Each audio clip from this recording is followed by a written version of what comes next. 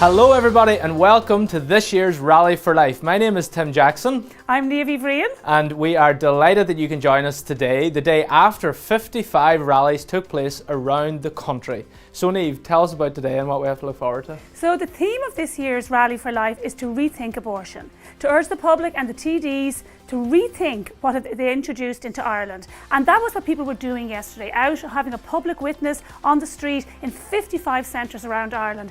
And that's what we're doing here today too, with an amazing lineup of speakers. So some of the people you'll hear from today are people like Dr. Anthony Levatino, speakers from Poland, Malta and Spain and Germany, who tell us what they're doing to try and create a culture of life and maintain a culture of life in some of those countries. And also, Niamh, who else have we to look forward to? We've got pro-life TDs, we've got speakers from Every Life Counts, from Gianna Care, a really amazing lineup. Father Paddy McCafferty from the North, what a powerful speaker. Bernadette Smith, lots and lots of exciting testimonies, inspiring speakers to look forward to today. It's going to be a wonderful afternoon. Thank you for being part of it. Don't forget, everyone at home, to use the hashtags on Twitter and on Facebook. Hashtag Rally for Life, hashtag Rethink Abortion, and as we're going through the speakers also, hashtag Too Many Aborted and hashtag Stop Late Term Abortions. A lot of important issues to discuss today. It's going to be an amazing rally. Let's get down to our first speaker.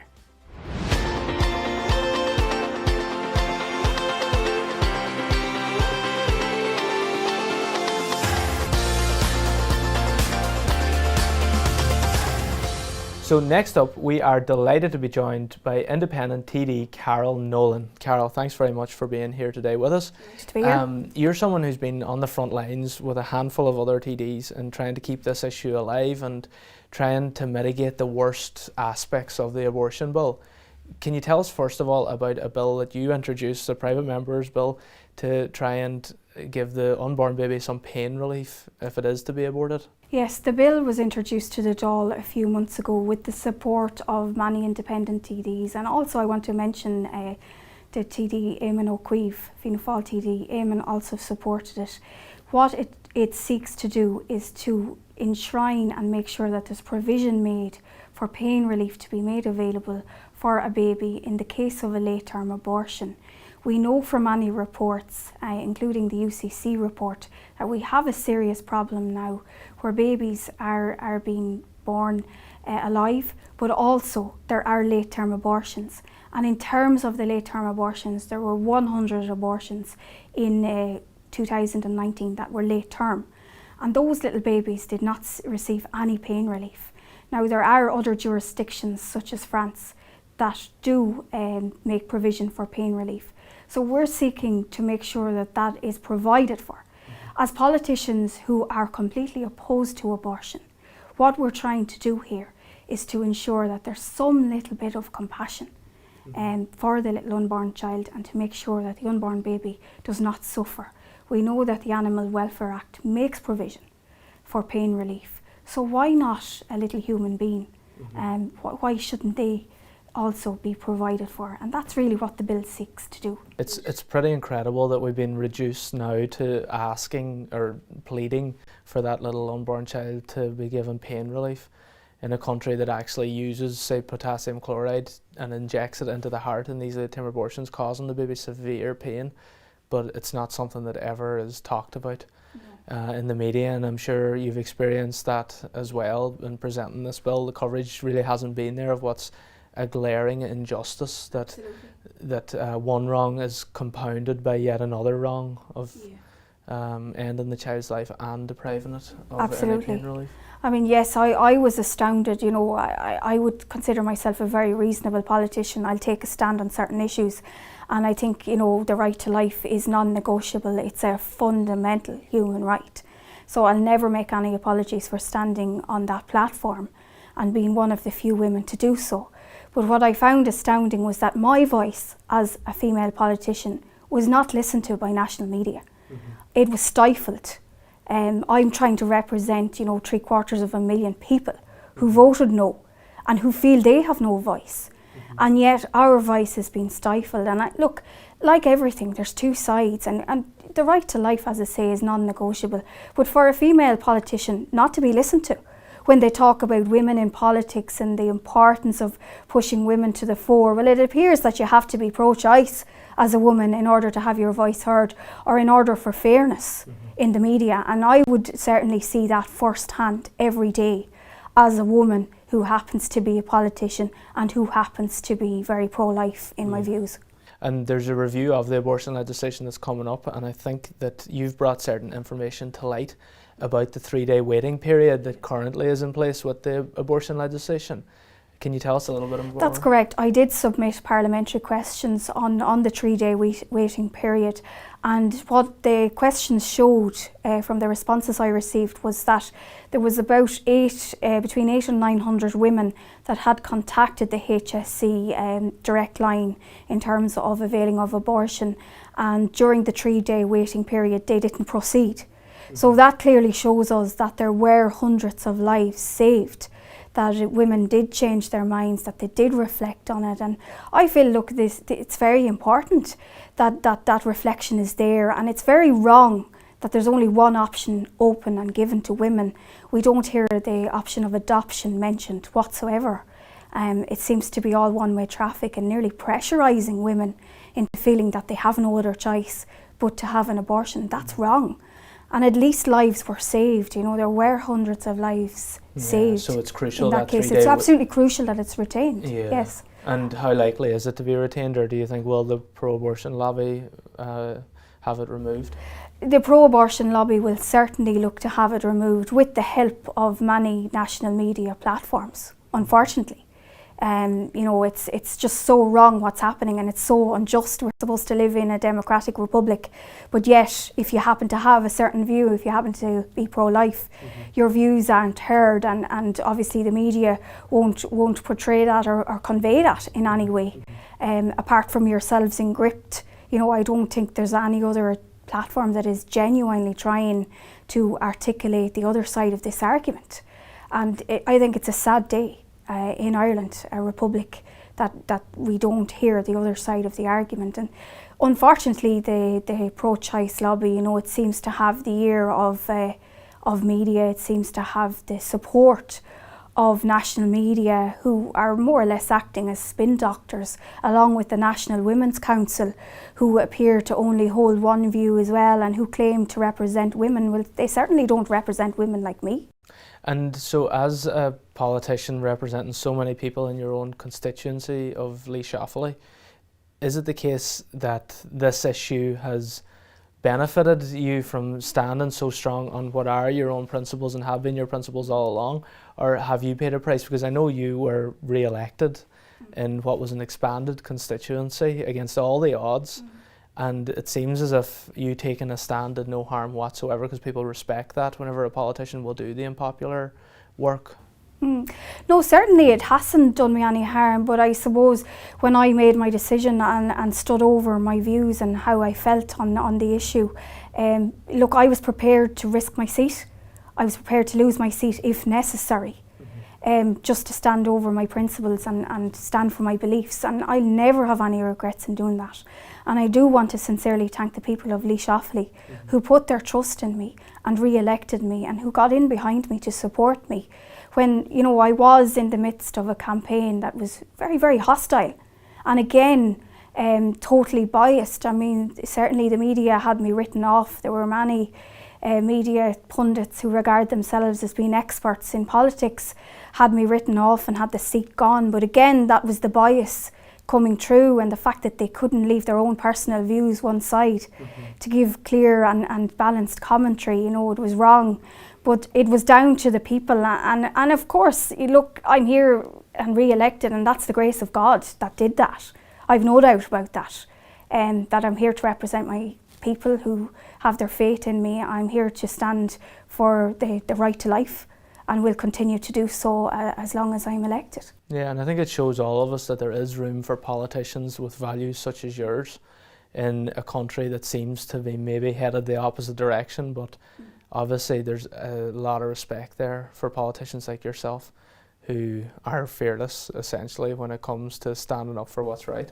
Absolutely. No, there certainly is support, and I would encourage other people, particularly other women, stand up and be counted and make sure your voice is heard, because we need more people to do the same. There's a handful of us in there, and while we're a mighty little army, we do need more support, and we do need people to put themselves forward in elections, whether it be as independents or within too. We need those people to come forward, and we need to make sure that our voice is represented at every level, at local level in politics, but also national level.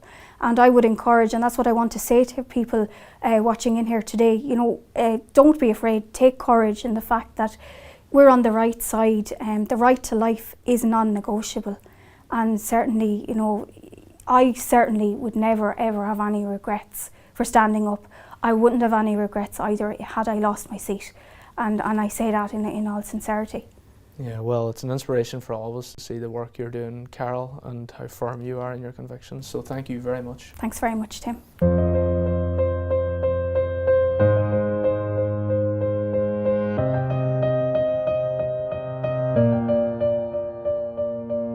Now, the theme of this year's rally is to rethink abortion, and that's especially important this year because the abortion law is currently under review, and we need to make sure that we participate in this and make our voices heard so that it's not a whitewash.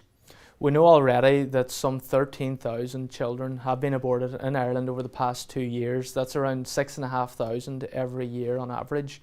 And so it's incumbent upon us to make sure that that law is not relaxed even further by allowing the abortion lobby to take out the waiting periods that are there at the moment. Exactly. So we know from a question asked by Carol Nolan TD that approximately 1,000 women changed their minds in 2019, for example, because they had this 3-day waiting period for reflection.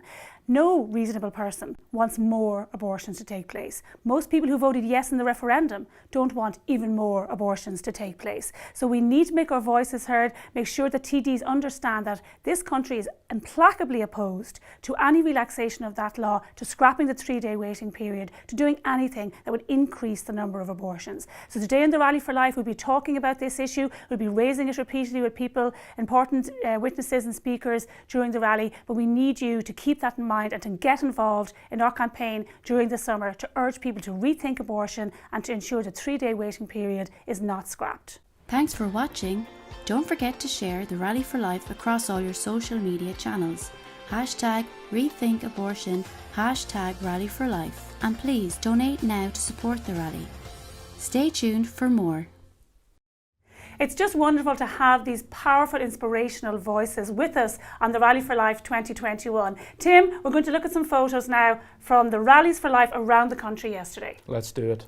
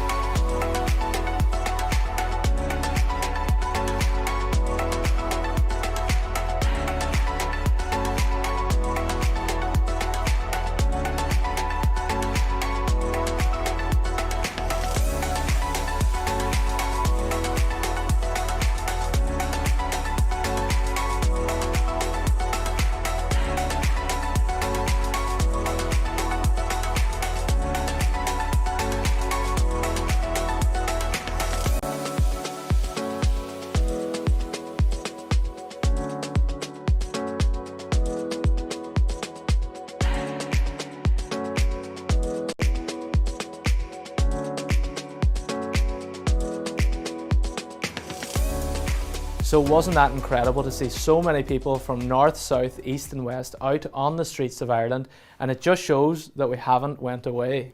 A powerful, powerful witness out there urging people to rethink abortion. Don't forget, help out the rally, donate on the Life Institute's website or on the Facebook page. And now we're going to hear from our next speaker.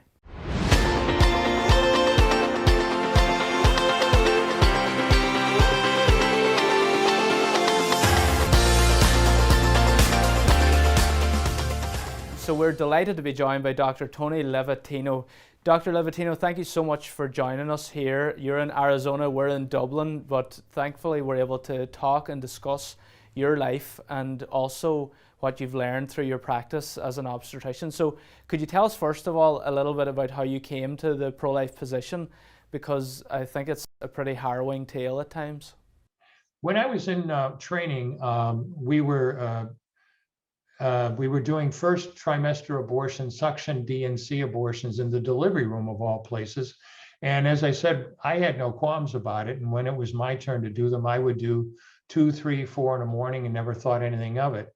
As I said, second trimester abortions were done by saline, which is totally different. I went into private practice and continued to provide abortions.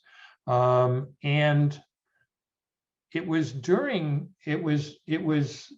my training years actually that I had my first doubts about doing abortions. They were strictly selfish because my wife and I met when I was a first-year resident in the hospital, and we married after dating for a year. And like many young couples, we were looking forward to having a family.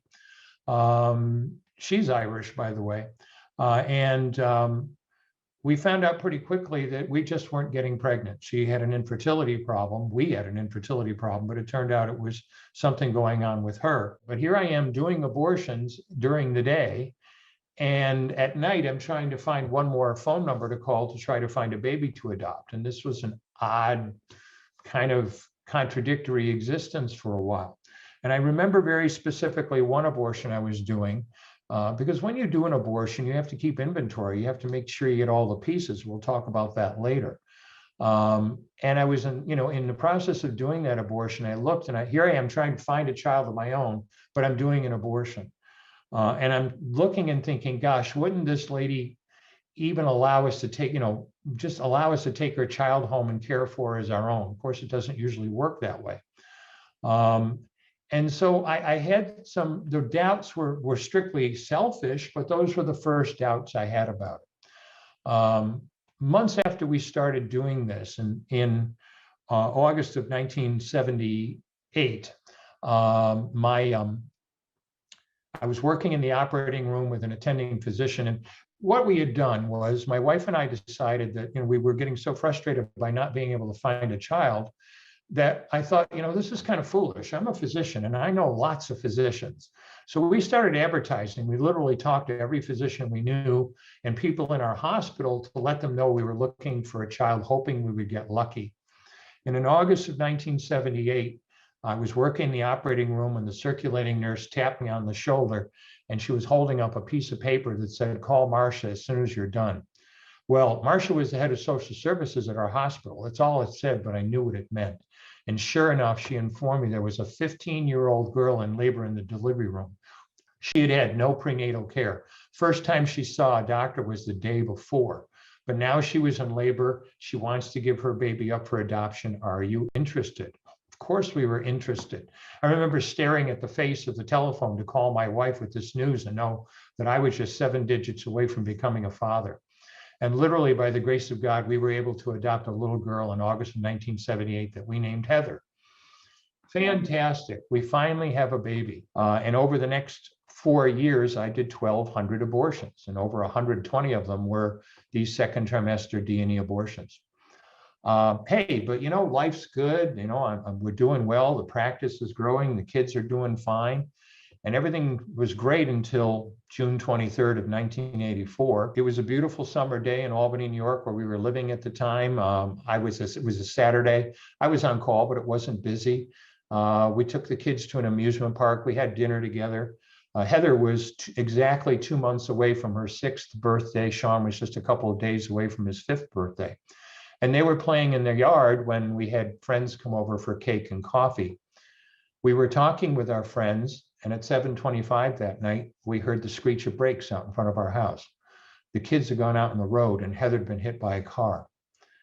We ran out and did everything we could, but it made absolutely no difference. And Heather literally died in our arms in the back of an ambulance that night. If you have children, you may think you have some idea of what that might be like. If you haven't been through this yourself, you have no idea. I hope you never find out.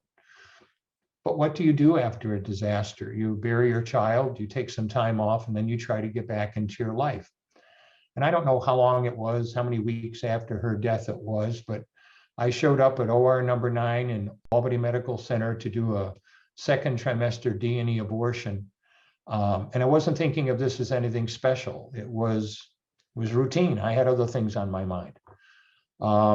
And I started that abortion, and I haven't described it yet. I think we may have an opportunity to do that later, but you have to do a D&E abortion, you have to literally tear a human being apart, limb from limb.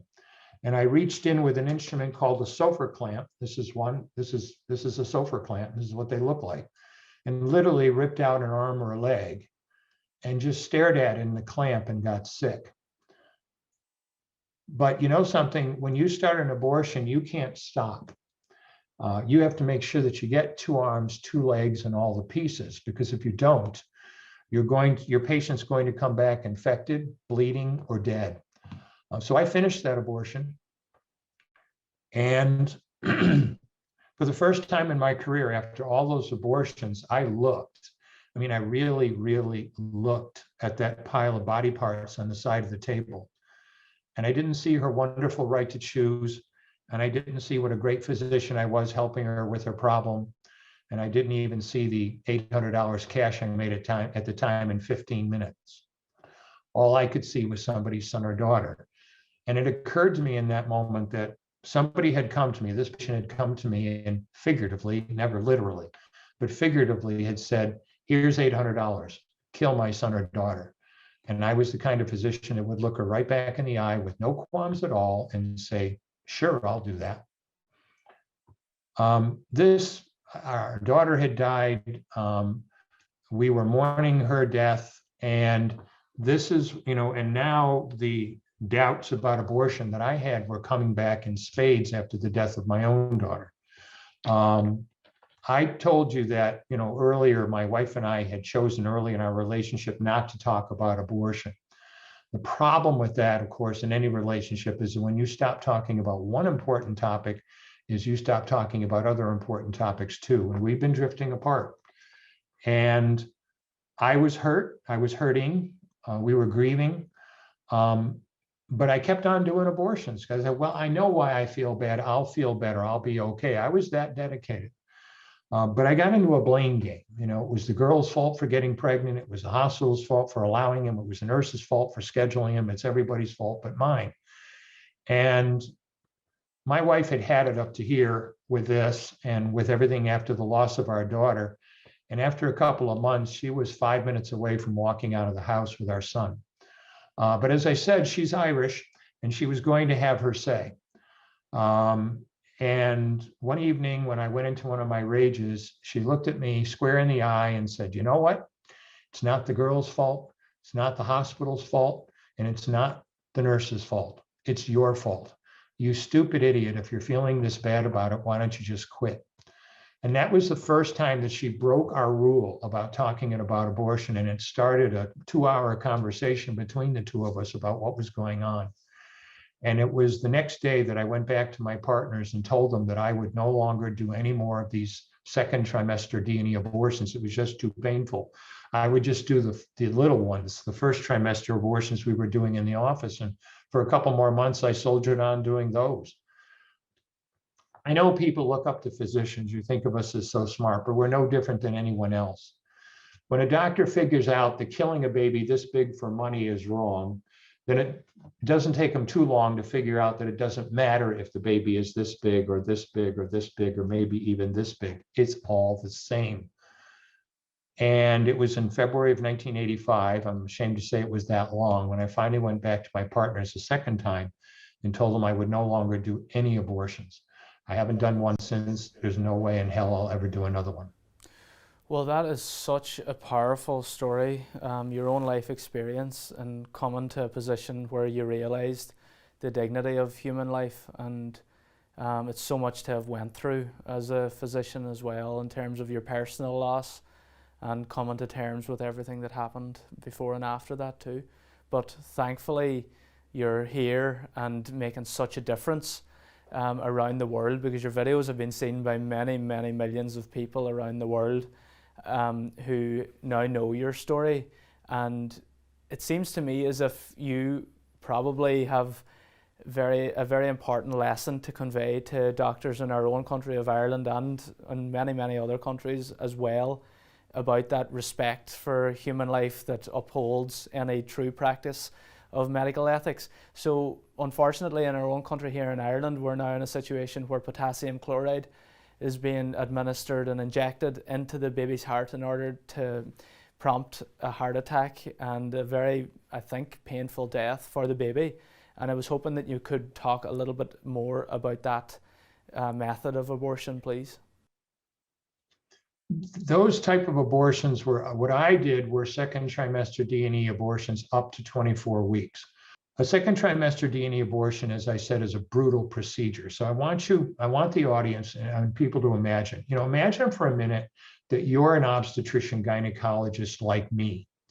And imagine for a minute that you're a pro-choice obstetrician gynecologist like I used to be.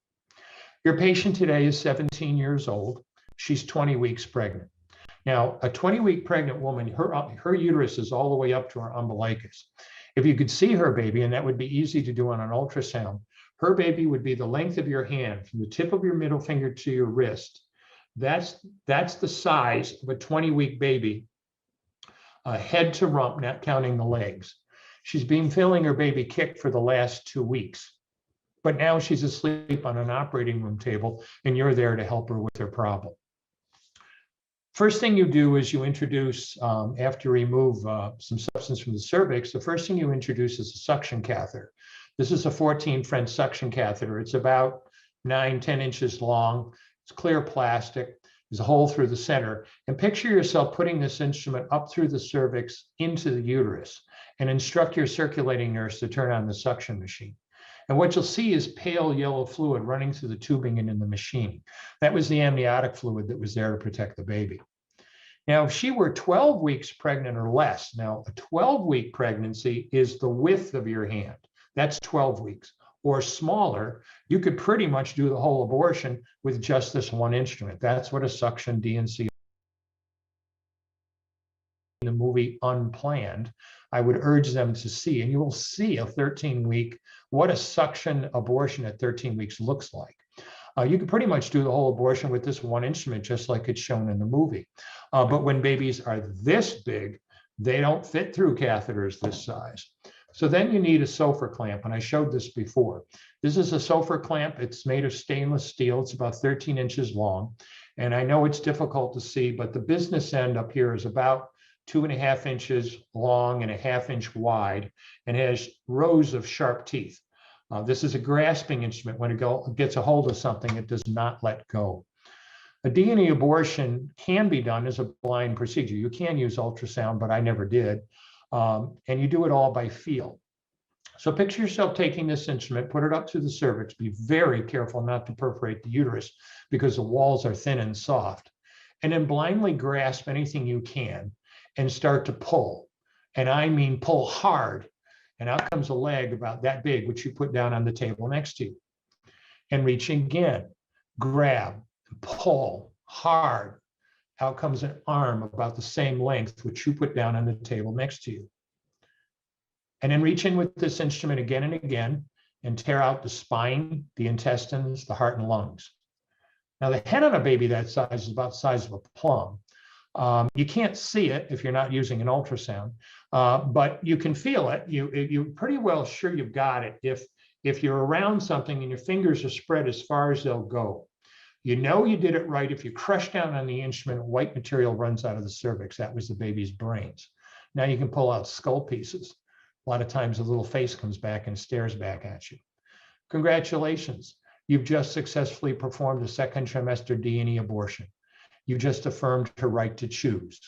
You just made $800 cash US in 15 minutes. That's what I used to make. They charge a lot more today.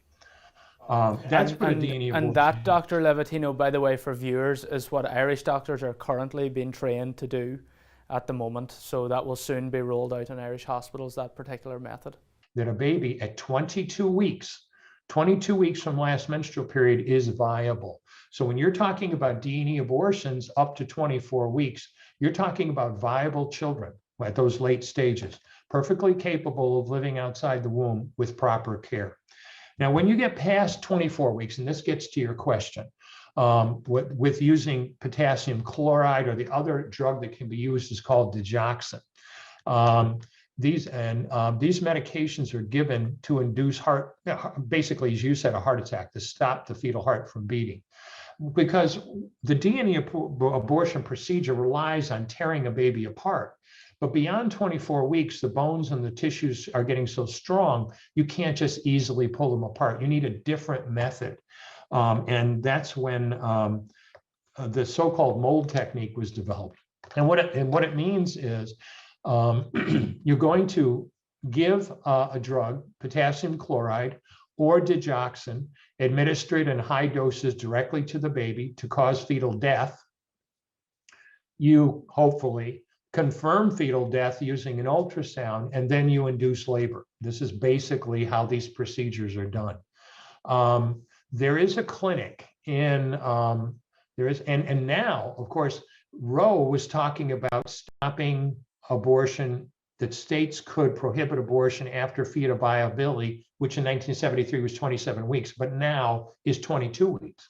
But see, now the pro-abortion politicians in my country, they want to have abortion anytime, for any reason, all the way up through the time of birth.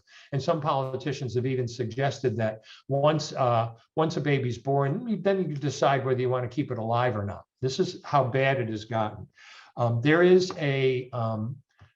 a clinic, there are several clinics in the country that do these even later abortions. They'll do abortions at any time during pregnancy.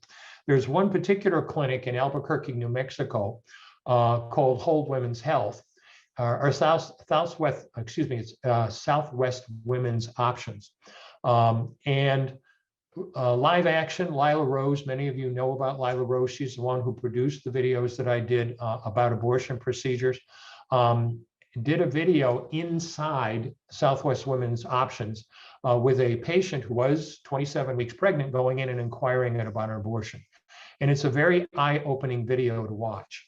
For starters, the woman calls and is talking to the receptionist, and is told that the abortion would be, at 25 weeks, the abortion would be $8,000. And they don't accept insurance. That's $8,000 cash, thank you. And then it's $1,000 more every week after that. And then you hear discussions between the patient and the counselors, and between the patient and the doctor. And you realize, and this video is worth seeing, and I will send it along, but you realize that they are talking about having a woman labor alone in a hotel room. And by the way, she's 27 weeks pregnant. So at $8,000 for a 25-week abortion and $1,000 for every week after that, a 27-week abortion is $10,000 US cash.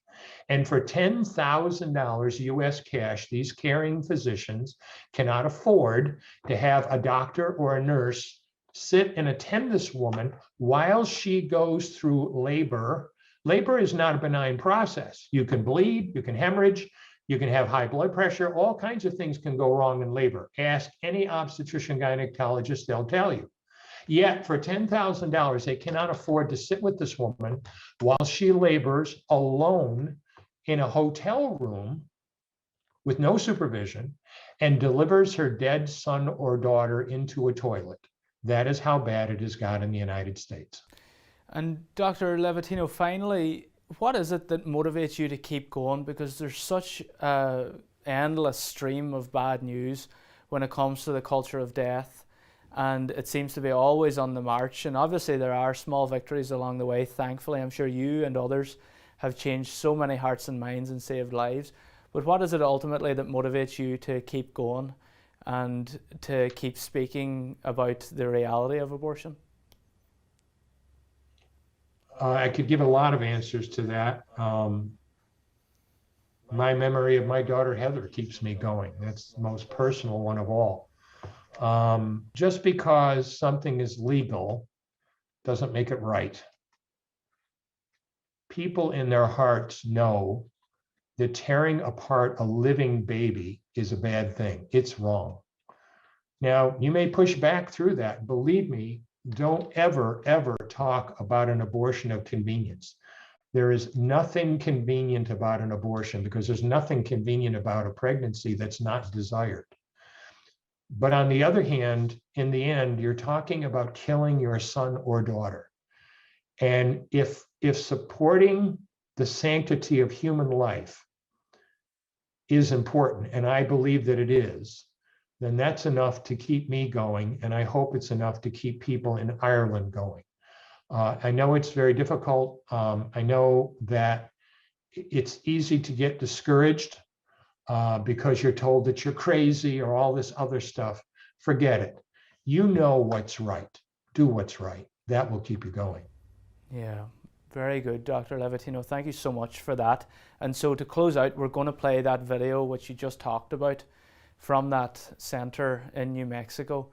And we'd like to just thank you again for being here today. You're very welcome. It was my pleasure. Dr. Boyd, Southwestern Women's Options. How may I help you? Hi. I was hoping to schedule an abortion. All right. What was the day of your last period? It was like the middle of May, so like May 15th, probably. All right, so it looks like we can do this for you, but it is going to be a week-long procedure. So if you're able to come next week, and we start this on the 12th, I'm going to be looking at a fee of $8,000. Oh. Now, are you still in your chair? Oh, just barely.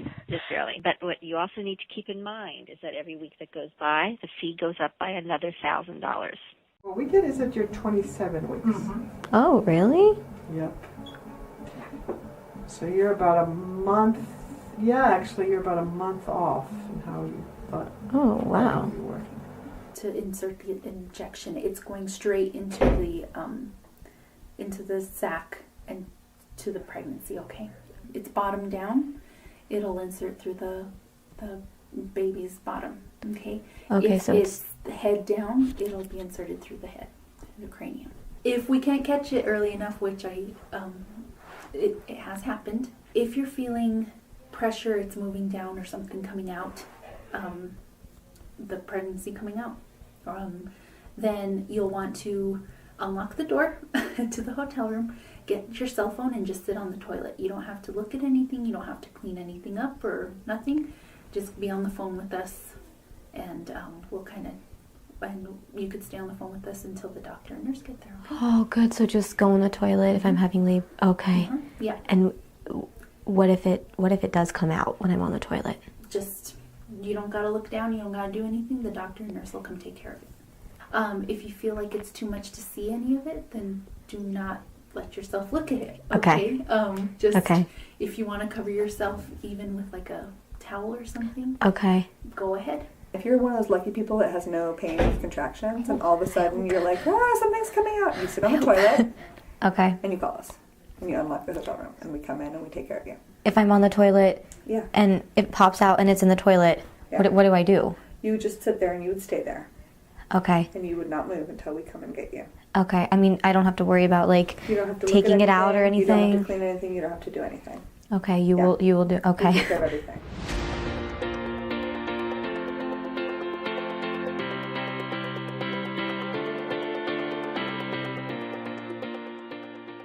So what a powerful testimony to the truth about abortion.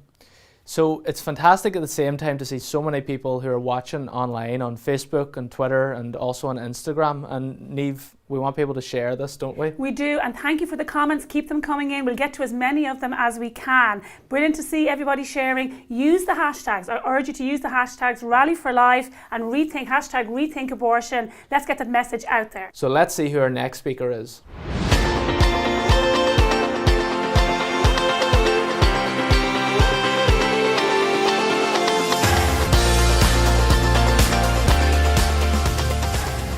Now, everybody, I'd like you to join me in welcoming one of the most inspirational, hardworking, amazing women I have ever met to the Rally for Life. And I'm talking, of course, to Vicky Wall, who works with Every Life Counts, which you probably all know is an incredibly beautiful organisation which offers real support, information, and really important peer-to-peer support to families where the baby has been diagnosed with a life-limiting condition.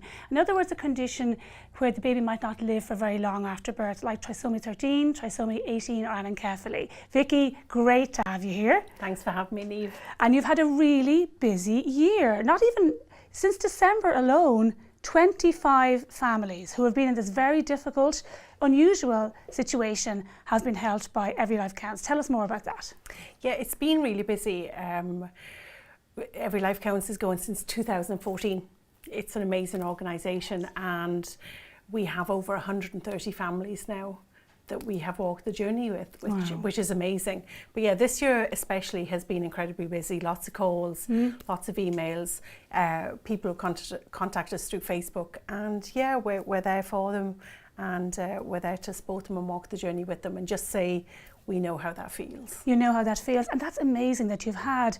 It's only 6 months into the year and you've had 25 families already. So there's obviously a pressing need for the kind of support services that you offer, especially in this new changed culture now where often these babies are seen as being disposable. But you do something entirely different. You say to these families, look, we're going to help you pour a lifetime of love into that little life. Tell us about one of those stories. Share one of those stories with us. So we've a gorgeous family that again the first offer was abortion for them, and they were immediately saying no, we don't want to do that. And Mum found us and she sent us an email and she said, I just don't know what to do now. What do I do? So we spoke about memory making, all the things we could send her, information, all that kind of thing, and just that we were there for her for the good days and the bad days, because they're both there. And that was amazing, and her baby was born, baby Elva, and baby Elva got to go home, and she lived for 18 days. And Mum, she used our christening gown, she sent us pictures of those, and she just said that she was just so grateful that we were just there for her, and just able to check in with her and share her story and support her, be there with her, Because some families get a very negative reaction, don't they? Absolutely. From medical professionals who should know better, who should know not to use ugly words like fatal or lethal or to describe a child as an abnormality, and who should be saying instead, look, here's what we know about this condition, here's how we can help you. One of those families, I think, was given a really shocking reaction to a scan. It was a family in the UK, beautiful family. I've absolutely fallen in love with them, like I do with all our families. But at her scan, the sonographer said your baby has no face, so the baby had holencephaly. And who says that? And to hear that, I mean, I've been that mum on the bed, with the scan, and that is the trauma, and the diagnosis is the trauma. And she was just, but amazingly, being in the UK, they wouldn't have seen babies like these born. They actually said to her, nobody continues with these these pregnancies, is what they said. Nobody continues with these pregnancies. And she's like, well, this is my little girl, and we are going to continue. And this little baby, Jovi, she's alive. She is getting lots of care. Mum and Dad know that they don't have as long as, they should do with her. And she is very medically fragile, but she's adorable. She indeed has a face. I was talking to Mum last week and we FaceTimed, and my daughter was in the background, and she said she looks like a baby Mulan. Aww. So she's the most beautiful little baby, and she's getting time with her family. She had a visit to the zoo. She had the barbecue at home. The bucket list stuff. The bucket list. She cheered on England in her England jersey, and it's breaking that narrative. It is, and I think it's such a key point, isn't it, Vicky, that I read this incredible study where, like, if we look at, for example, at babies with disabilities in general, even much more mild disabilities, for example, then life-limiting conditions, something like trisomy 21, which is Down syndrome, or you see these horrific, heartbreaking abortion rates, that 90% of the most special babies in the world are being aborted before birth. And then when you look at a study, for example, done by Bhriain et al., and they looked at offering perinatal hospice care, which is really, because people sometimes, I think that perinatal hospice is a building, but it's not. It's a framework of support, like what you offer. And when parents were offered that, 85% of them continued to carry and love their baby. And like, it's a complete inversion of that number. You're going from 90% aborted to 85% continuing with their pregnancy. And it's just, I think, testament to the incredible work of organisations like Every Life Counts, to what you do to walk with parents and lift that burden and to make things better for them. And part of what you do is you send them these gorgeous care packages. We do. And everything here is handmade, put together and made with such love, and I just love them. So tell me about everything in it. So we've a lot of knitters. We are blessed. They all do. They do knitting and crocheting, and look at this. So can people see this? This is look at this teeny little hat, because often, of course, the little Every Life Counts babies, Vicky, are very small. They might be born early, prematurely, because they've had this condition. Sometimes they're really tiny little babies. And we run a whole range of sizes for that. So we are lucky enough that we can be quick enough to be in touch with the parents, and we will know the age of the baby. So it's like a little set that one of our mums, Liz, she's just a superstar. She's doing college. She's so busy, but she still finds time to sit down and do these for us. She does our butterflies, she does our small hats, and she does our little blankets, our little comforters. And you've lots of knitters. We've lots of knitters. We've Christina. Getting more all the time. Yeah, we've Christina, and she actually learned to knit to do these little packs for us. So these little packs, actually, a few of the hospitals have actually asked us for these. So because they come packaged and they're just a little matching blanket and hat. She learned to knit, so she learned to knit for these little precious babies. And we've a huge stock of these in all these lovely colours, and they're just good for the very small babies or the babies in NICU, because parents just do love seeing their gorgeous little. They just do love seeing them. Yeah, bless her, that is fabulous. And then you have these tiny little growers, because again, these are tiny little babies. Yeah, this is what one of the things, especially this year, the parents have come to us and they're like, where can we get something tiny? Now, I know from my own experience, it was very important to me so that's a £2 baby grow. So a baby with trisomy 13 or 18, that may come at 30, 32 weeks. By themselves, that would normally be that size. And from my own experience, clothing was very important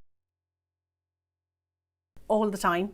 They're quite hard to get, so sometimes we have to source them from the UK, and we keep them in stock all the time so that they're ready to go should they need them. So, and there's a little boy as well, and just a little. It's someone's baby. Yeah. And I mean, the thing about having your baby is going into the shop and buying the baby girl. So that's really important. So, I think it shows that their baby is valued. By us as well, by other people, because some of these families can feel very alone, that nobody values their baby, or the doctor thinks their baby's not, their life is not worth living, but we value them. And Every Life Counts values them, and of course their families value them when they're given the support they need. That's what these do. And you've so many beautiful little things here. We do. For mum, and mum as well. And for mum as well. And dad, again, it was the thing, it was, so we do a lovely little smelly set for mums. Gorgeous. She's in, she's having her baby. And a memory box. And a memory box with little items. Oh, look at this. Because the memory making is so important. It really is. It really is. So important. Oh, look. And they can do handprints, footprints. We have handprints, we do. Everything like that. We do the nice clay that air dries and doesn't leave stains. Beautiful. And then sometimes you can just use it for mum and dad's handprints, or maybe siblings with the babies. Yes. So we do that as well. And you see this often, Vicky, when you go into the home of someone who's had one of these very special babies. You see the little tiny handprints and the little tiny footprints. And it's so meaningful, because that's their memory of their baby. Absolutely. With the photos. So and important. Talk to me about this. Now, I don't know if people can see this, because you'll all be familiar, of course, with christening gowns, but one of the issues you're parents found in Every Life Counts was that their little babies were swamped by regular christening gowns. So you had this beautiful lady. We do. But she gets communion dresses and wedding dresses, and she hand makes these tiny little christening gowns for these special babies. So that would be for say £3. Wow. And already this year we got 2 beautiful pictures of our families and the babies wearing the christening gowns. Wow.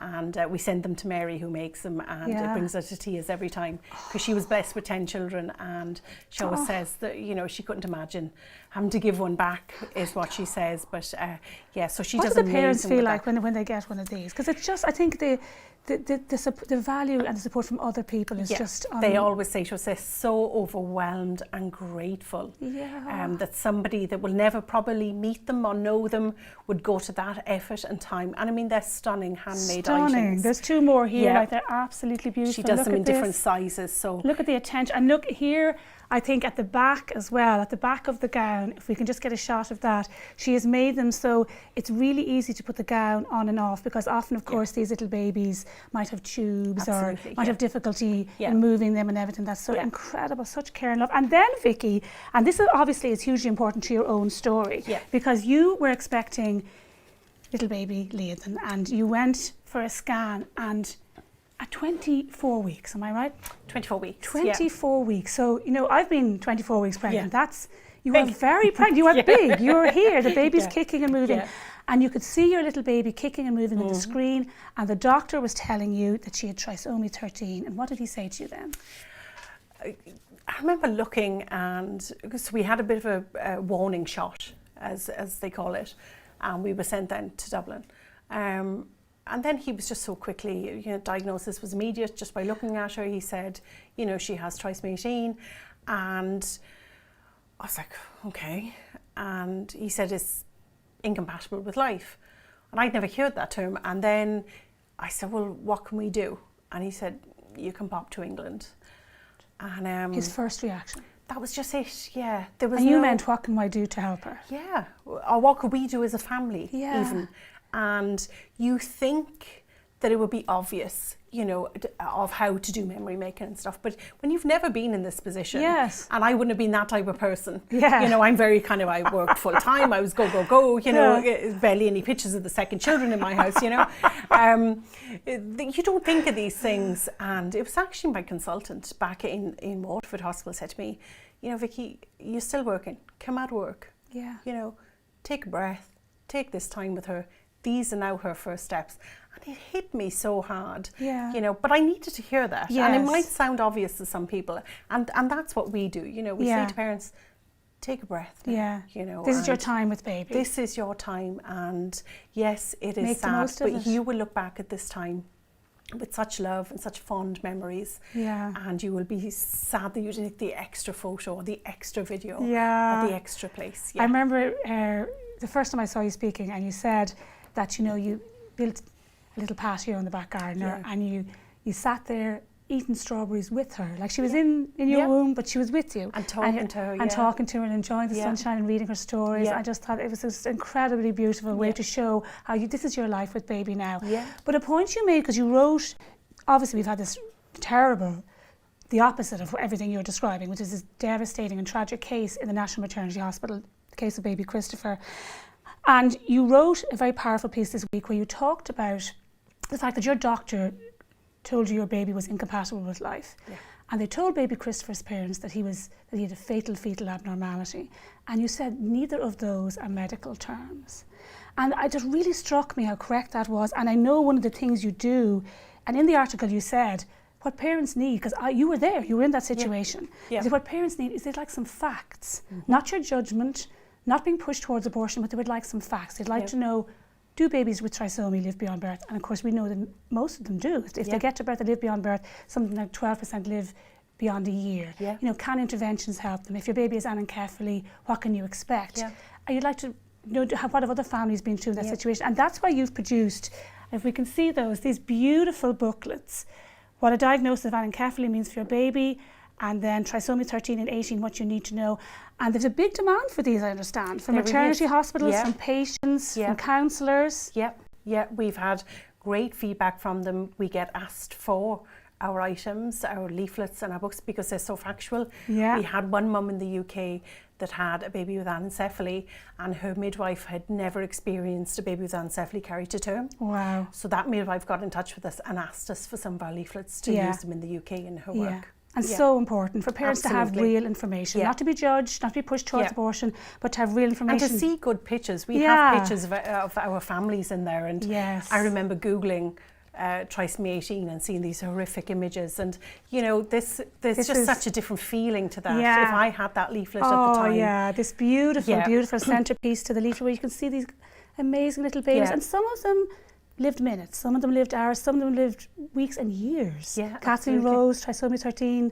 She was at her sister's wedding at last her week. sister's wedding. These are just incredible human beings who have value, little babies. And you present, I think that's such well done, Vicky, amazing information to be giving to families when they need it most. Just finally then, we just touched on the National Maternity Hospital case, and I know, isn't it incredible that if this case has made the news, but there's very little discussion about it in the media, because I don't want to talk about the culture that has now taken hold in maternity hospitals, because it's evident now.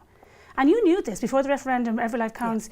You asked Simon Harris for a meeting, which he never gave, because you wanted to explain to him. Many times. Yes, many times, that already parents were under pressure to abort in these circumstances. Already you were being told to pop to England. That would get even worse if the 8th was repealed. You were told it would never happen. Nonsense would never happen. 3 months into the new law, it happened. The unthinkable has happened.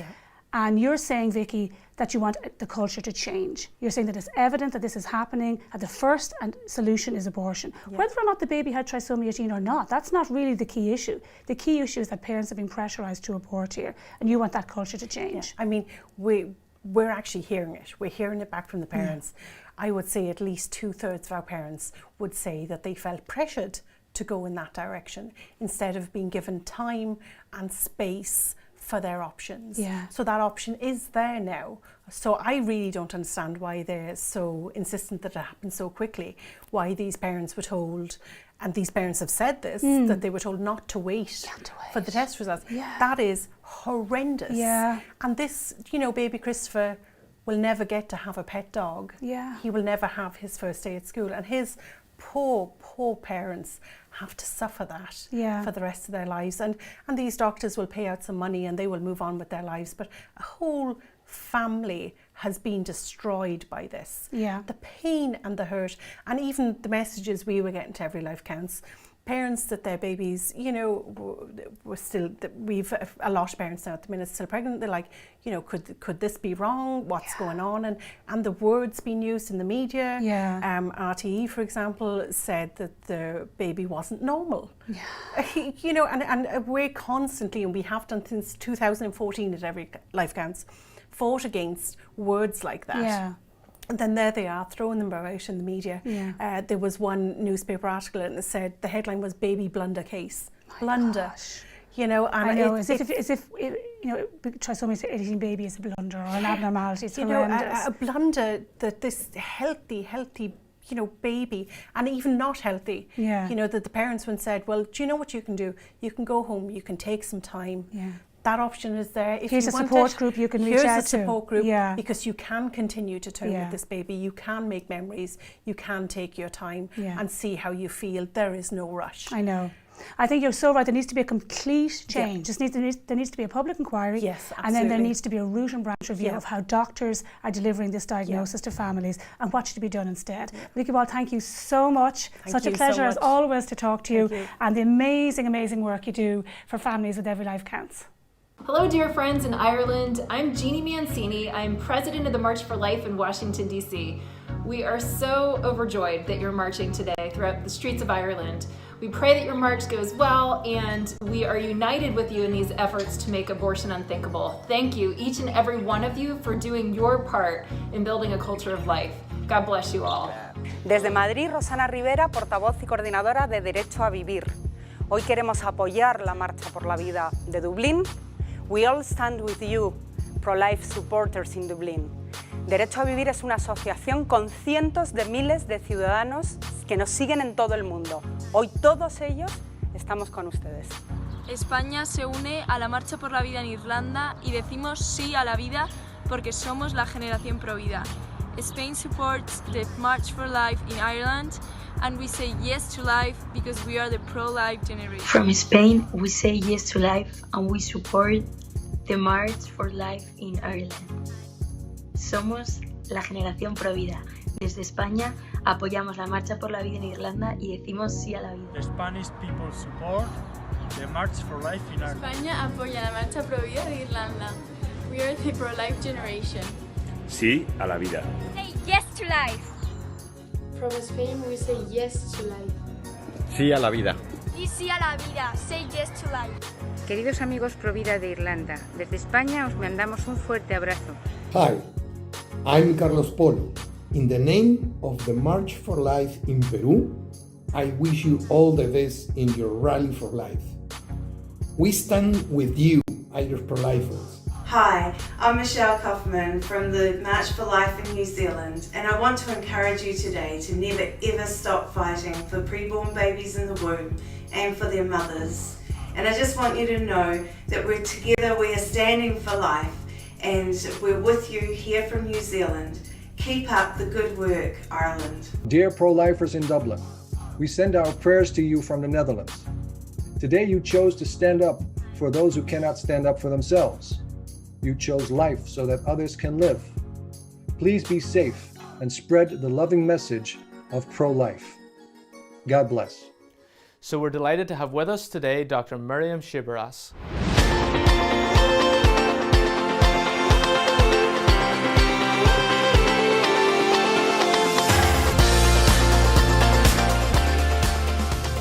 Dr. Bhriain, thank you so much for joining us all the way from Malta. Your country was recently in the news because your president said he would rather resign than sign a proposed abortion law. Can you tell us a little bit about that and about the attack that's currently happening on Maltese pro-life laws? Well, the absolute majority of the Maltese people are pro-life. And in pro-life, I mean that we really cherish the value of the child in the womb from conception. And this is really the heart of the Maltese people. Unfortunately, we have these groups now that are even, I would say, pressured from abroad to start lobbying for abortion. Our Prime Minister, our leader of the opposition, our president, and the absolute majority of the Maltese population want to protect life. We cherish life. We want life to remain protected, and we don't want abortion. And why is it that your country seems to have held out? I think it's the last country in Europe without abortion. Why is it that Malta has held out at a time when all the others, including Ireland, have fallen to the abortion industry? Well, you have to see what's happening. So it's like there is this great big media pressure everywhere that gives the perception that everybody wants to have abortion, and there is this big push, by media, by institution, by lobby groups. But in actual fact, I think most people don't want abortion. If you look at what is happening in countries, the revival of the pro-life groups, you can see that people don't really want abortion, but there are these lobby groups that push for abortion. There is an agenda against life that we all need to fight for. I think Malta, being an island, has always been subject to these currents, but we still cherish the value of life. The identity of the child in the womb is still very much a reality in Malta. So I think that if we keep that alive, we have a very good chance of protecting the child. And how did your media react when it became clear the president was against the abortion law and might even resign, and that so many people in the country are also against it? Like, are your media in favour of abortion, or are they more neutral or against it? I think that the media everywhere, Malta's media included, is mostly liberal. And this seems to be a trend, right? Everywhere. And the media is creating the perception that there is this demand. In actual fact, even if you look at the newspapers today, you will find that there are more articles that push towards it. But in actual fact, the common people, most people, the absolute majority, don't want abortion. And your organisation is called Life Network Foundation. Can you tell us a little bit about its work? We are a non-governmental organization and we run 3 branches. The support arm operates a call line and also a chat, 24/7 chat for women in crisis pregnancy. And we also run a maternity home. We believe that we should be investing in empowering women, and that is where the real push for women's rights should be, that every woman who is pregnant feels supported and empowered, and that, life has value, maternity has value. So we have the support arm that encourages women, that stands by women. We help them right through the pregnancy and after the birth. And then we have the education. We think that education is key. Why? Because we are not telling the truth when we are educating. We need to reaffirm the truth and the beauty of life from conception, the beauty of the science of embryology, that right from the very beginning, our own DNA and distinct individuality is already there. And that's where our human dignity starts. And I think that embryo protection is the key to bring about the end of abortion. Science is on the side of truth, but nobody wants to listen to the truth because it's not convenient. And then we have the advocacy arm. The advocacy arm is, of course, when we respond to any laws or anything that's in the media that touches upon life, family, and freedom of expression. And so in your country, are the majority of young people in favour of abortion or against it? Obviously, you're trying to bring information to the public that will influence them towards choosing life and maintaining the current laws. Yeah, well, there is, if you look at the surveys, but even then, you have to see who is doing the surveys and you have to look at the questions. Because if I want a survey and I want to quote a statistic, and if I doctor the question, I will probably get what I want, but in actual fact, there is a rise in youths that think that there are instances where abortion could be justified, and there are always those exceptions that are peddled when in actual fact, the agenda is much further than that, and we have seen it everywhere.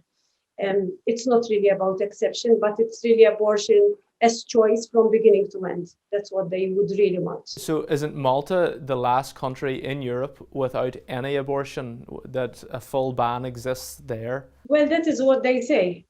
But I think that it's not a question of Malta being the last, I think Malta should be the first to reverse something that is going on that is so wrong.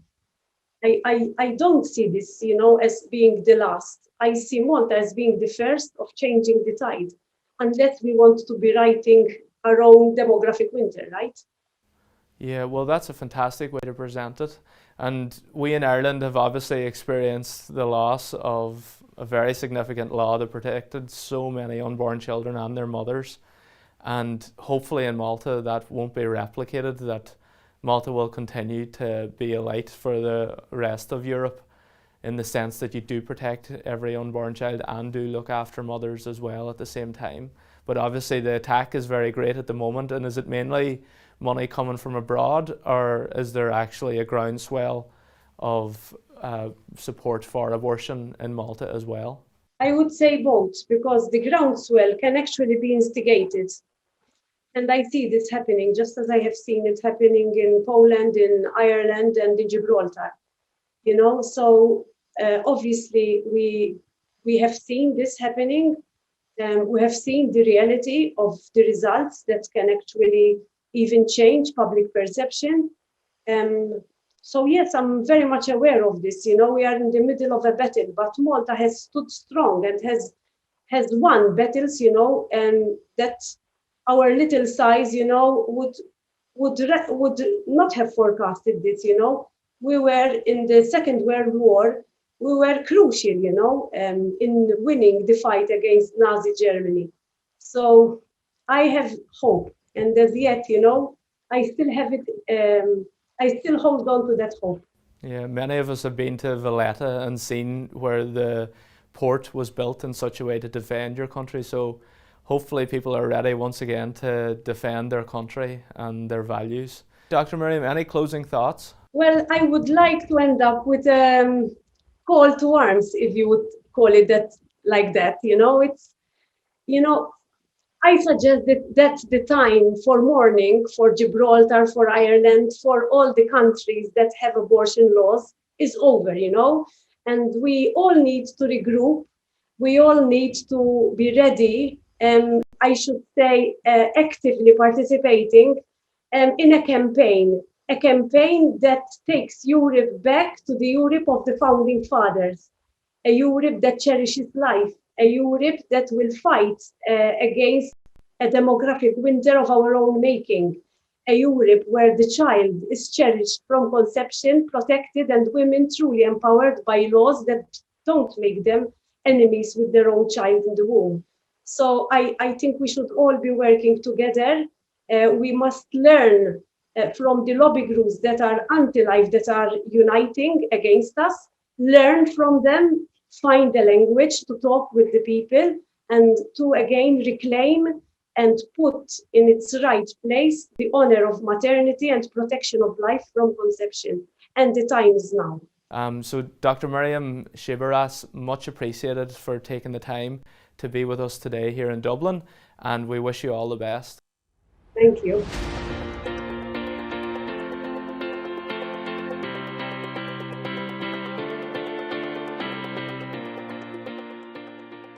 We're so glad to introduce to you Mr. Jakub Baltrowicz.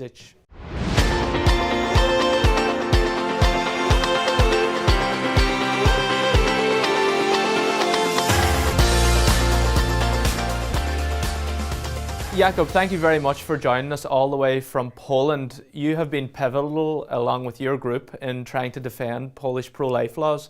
But can you tell us a little bit about the very substantial attack that's been taking place on your country's pro-life laws? So we need to start from the beginning. From 1993, the Polish abortion law allowed abortion. There were like 3 exceptions where abortion was allowed. The first exception was when life of the mother was endangered. The second exception was when the pregnancy was a result of criminal act like rape or underage sex. The third exception was when there was a suspicion of some kind of little illness or deformation of fetus. And last year, based on the motion of more than 100 Polish MP, Polish Constitutional Court on October 22nd, 2020 ruled that the third exception, eugenic exception, is against Polish Constitution, Article 38 of the Polish Constitution. And it's very important to say that in Poland we had so-called legal abortion on a level like around 1,000 abortion per year. But the third exception, the eugenic exception, was responsible for more than 95% of all so-called legal abortion in Poland. So when the Constitutional Tribunal ruled that the third exception is unconstitutional, there was a huge so-called women's strike in Poland. And we had a very tough few months when they first accept, of course, to make abortion legal. But then they, I think, failed because they started to demand, to finish the government, new election, and so on and so on. On January 27, 2021, the court was published a few months after the ruling. So we don't know what are the statistics, but between the ruling and the publishing of the tribunal rule, we had a very tough few months where people were on the streets, various demands. But this is not the case anymore in Poland right now. It's much more calm, and I think this unpeaceful time is over. And so, has that ban on eugenic abortions been upheld? Yes. After the publication, it's officially unconstitutional, so the government cannot change it, the parliament cannot change it. We would have to change the constitution of Republic of Poland, and that would demand much more than just simple majority in the parliament. So your pro-life movement has held out against what was massively effective protests in terms of the media's perception of it, at least, but your pro-life movement held out and was successful in preventing the pro-abortion lobby from overturning that decision. What we've seen was a massive flow of money from Western Europe that supported the anti-life protest. It was kind of funny because the leader of the protest was a gay woman. So it's nothing to do with her, the abortion. She's not going to have children, even though she protested a lot. And then we've seen a massive flow of money. So lots of these people made a lot of money during this time. But it was very, very brutal, very aggressive.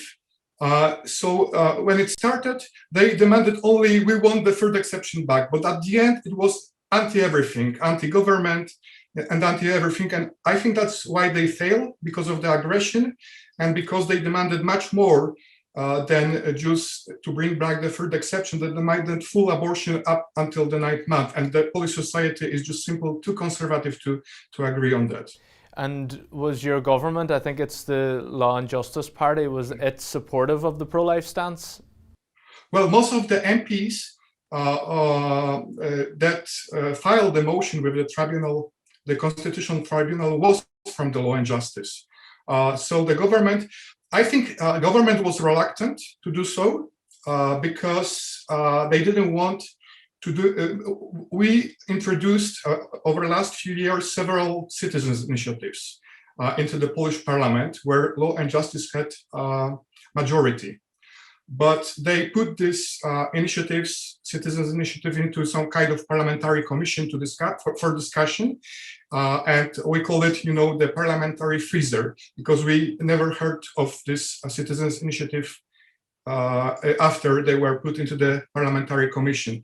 So Law and Justice was not very, happy to do that, but the expectations of the electorate, the expectations of the society was there. And the cleanest way of changing the law was to ask the Constitutional Tribunal. And it's, in my opinion, it's good because right now we need to change the constitution in order to make abortion laws more liberal. If Law and Justice Parliament would change this, the next parliament could change it very easily by the simple majority of votes. Right now, it's like written in the constitution that the third exception is banned. And so is there a threat that a referendum might be called to overturn that constitutional ban? There may be a referendum if the next government would be more liberal. I agree that they may ask the society, but I don't think that there is a majority of people who would vote for that. Of course, it all depends on how you ask the question. But for now, to change the constitution, you need like 75% of the parliamentary votes. So it's not likely to happen that way. It seems from the outside as if Polish society is changing slowly but surely, and that maybe the younger generation aren't as pro-life as their elders. Is that the case, or maybe Poland will hold out and not overturn its abortion ban? Well, of course it's possible. Poland is a part of European Union. Young people traveling all over the Europe. It's not only Poland. It's not only Polish case. Same in Ireland. I think the society is more and more liberal. But I think some things will remain. I don't believe that if we approach it right, that abortion will be fully legal in Poland. Right now, for example, what we are doing, and of course I see also a support from Ireland to do that. I believe the organizers promised me to put a little link of our PayPal account if you are willing and able to support this cause. But what we're doing right now in Poland is to focus on the situation of families who bringing toward the children with disabilities, some kind of little illness. because once we ban this third exception, these children will be born Down syndrome children, Turner syndrome children. So what we are doing is lobbying right now our government that, okay, we did the first step, we banned the third exception, the Constitutional Tribunal banned the third exception, but what we need to do right now, and it's most crucial and most important, to do next steps. And next steps are, first, the families with children with disabilities, they cannot feel that they are left alone. So it has to be some kind of financial support to them, access to rehabilitation. They cannot feel that they are left alone. It would be shame for Polish pro-life movement. It would be a shame to Polish government if these families were left alone. We cannot say, okay, we are so happy, it's a great victory that we banned eugenic abortion in Poland, but now families, okay, that's your problem. So first, we are focusing on proposals, legal proposals to change the law in order for these families to feel secure. The second thing, and it's also very important, because in some cases, these children that will be born, they will not live a lot of time, like Down syndrome children. In some cases, these children will have only a few days to live, or maybe hours. So what we need in Poland right now is the network of what we call perinatal hospices. Almost in every major city should be a perinatal hospice, where a child that has only hours or days to live, is taken care of. So, they have water, painkillers, the parents, they have psychological support. We want this network of perinatal hospices to be included in the public health system. And we hope that the government that allowed for the ban of the third exception, the eugenic exception of abortion, will take these next steps in order, to make these families, these people, really secured. And I think if we build this civilization of life like that, when people see that abortion is not the answer, that the child can be born and doesn't feel any pain because in the hospice they have, medicinal products that actually work. When parents are allowed to say goodbye to the child, when they can spend few hours with them, we hope that the mentality of the society will change, that people will see that this is much more humane than abortion itself. Well, Jakub, thank you so much for joining us today from Poland, and all the best in your work. Thank you so much.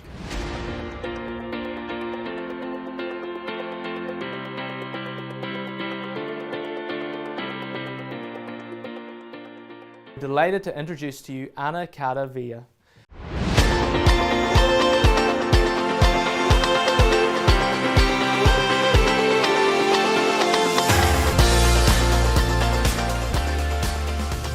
So Anna, thank you so much for joining us today from Madrid. Can you tell us first of all about your work with One of Us? Some people in Ireland might remember them for the massive petition that they collected around Europe, but you've obviously continued to work with One of Us since that. Yes, thank you, and thank you for inviting me, and also One of Us, of course, to be here and to join with you this Rally for Life. So, as you know, with One of Us, we start with an ECI, European Citizens Initiative. We collected more than 2 million signatures, actually, in Europe. And at the end of the initiative, we decided that we had a very pro-life structure in all the countries in the EU. And this work should continue, because actually today we see more than ever that we have to keep unity in our work for life. And this is what the One of Us Federation try to do every day in our day-to-day work, is to talk about life and to tell the people how important is the protection of life in all the societies and in all the forums we are, just at political level, social level, and so on. And this is the main objective today for One of Us, the same objective that we had at the beginning when we proposed the Citizens Initiative, One of Us. Just to clarify, my task, my main task is to coordinate the countries and be in contact also with them in their day-to-day work, in order also to share with the others the work done by the others. For example, in your case, to share with the others the Rally for Life you are celebrating. Very good. Yeah, and so you're also heavily involved in the Spanish pro-life movement. Can you tell us a little bit about your work there? Yes, I had been an activist for life since I was young. I'm still young, but not so young. I start with the Spanish Pro-Life Federation as a volunteer. I'm a jurist, so I was working as a lawyer, as an attorney, but I understood that we should focus and make professional our work for life. So I decided to study a master's degree about how to make professional the work for the NGOs. And since there, I had been working professionally for the Spanish Pro-Life Federation in different positions, today as Secretary General and also for One of Us. And this happens since I think 20 or more years ago. Wow, yeah. And what is the situation in Spain in terms of your abortion laws? I know now you have a party that is a little bit more pro-life. Could you tell us about those laws and about the party Vox, I think is its name? Yes, Party Vox. The situation is terrible, is horrible. I think in all the countries, we had the MATIC report in the European Union approved in the Parliament, and the situation is every day we have a battle against life, every single day in Spain and in the other countries as well. Recently, the euthanasia law was approved also in Spain, and there is a new legislative proposal to extend the abortion in Spain. So the situation right now is, like in all the countries, I think, very difficult. And we have to work very focused in how to present to the people that the protection of life is important and is crucial if we want to live in a society that really is concerned about the others. We have several parties in Spain. Vox party is, of course, defending life, but also PP party in some, for example, in the euthanasia law, they present an appeal to our constitutional court against the euthanasia law. I think firmly Vox, we have no doubts about their interpretation of the sexual and reproductive health that is mainly abortion free for everyone. So now we have this new party working also for life. But to be honest and frank, I think most of the PP party in Spain is also aligned with the life defense, as we have seen recently, past week, with the appeal against the euthanasia law approved by the Spanish government. Yeah, and so it seems as if you're really up against it in so many ways because the culture of death is so deeply ingrained, but thankfully you have political representation. Is public opinion changing in favor of a culture of life? I think we are starting. Actually, recently we have a seminar, One of Us seminar, and we were talking how the young people now today more and more they have questions about life, about abortion, about how to destroy a life. So I think we are in a good moment and in a good path, because all the attacks to the life are, I think, are so enormous that people is asking or wondering what is going on. what is happening. And I think this is also happening to the young people, and we have to be able and capable to transmit them that life is important. Yes. Well, I'm glad to hear things have turned around in some respects in Spain, and you seem to be gaining momentum. It's encouraging to hear that. And I'd like to thank you so much for being with us today at the Rally for Life, and wish you the best in all your work.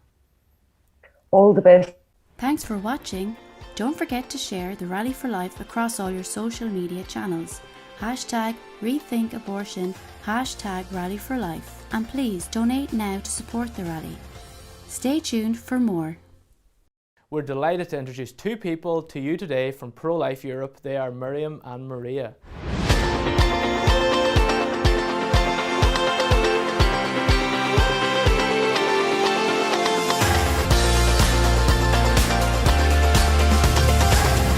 You're very welcome to the Rally for Life, Bhriain and Maria. Thank you so much for joining us. And how did Pro-Life Europe start, and what do you hope to achieve with Pro-Life Europe?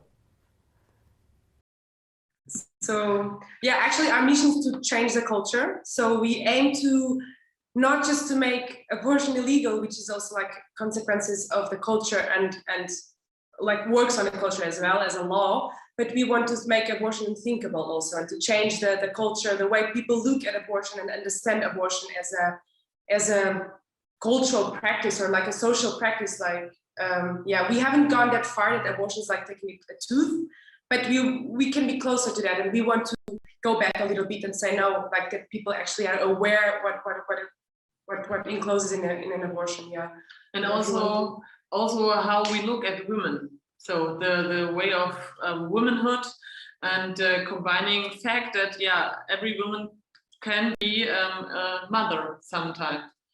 And we saw a lack in the youth movement, not only in Germany or Austria, but also in the way of many European countries.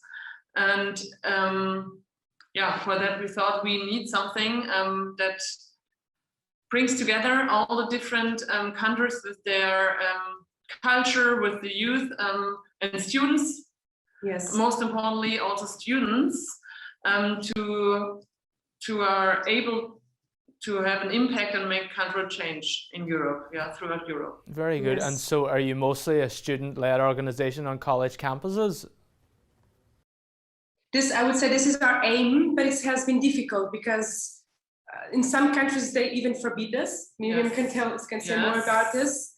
But this is our aim, to build groups in universities. This is our, let's say, our goal. And Very interesting. And have you made it onto some college campuses? Yes, we have. So before Corona, we were accepted at 4 different universities so far in Germany, because in Germany we have this culture of university groups. For example, in Austria, it's not even possible for no one to be an official group at university. But this has really changed. So for the last 1.5 years, we were not accepted at all the universities we tried to get into, because they now are aware of Pro-Life Europe. They now knew and know what Pro-Life Europe is doing. And for the beginning, no one knew us, so no one thought we could be some kind we of... could be a threat. Now that they know we are a threat, we are very happy that that's a compliment, I think. And and so is there a lot of negative reactions as well as some support on these campuses? Tim, you're going to be surprised, but I think I think we got a lot of good reactions. A lot of good reactions from people who were very impressed. I had friends of mine, for instance, that knew that I was working, that didn't know I was pro-life or anything. They're like, oh, it's super cool, this new organization, and didn't even know it was pro-life, which is a big win for us. Yeah. But and I think also in the universities were very successful. Yeah.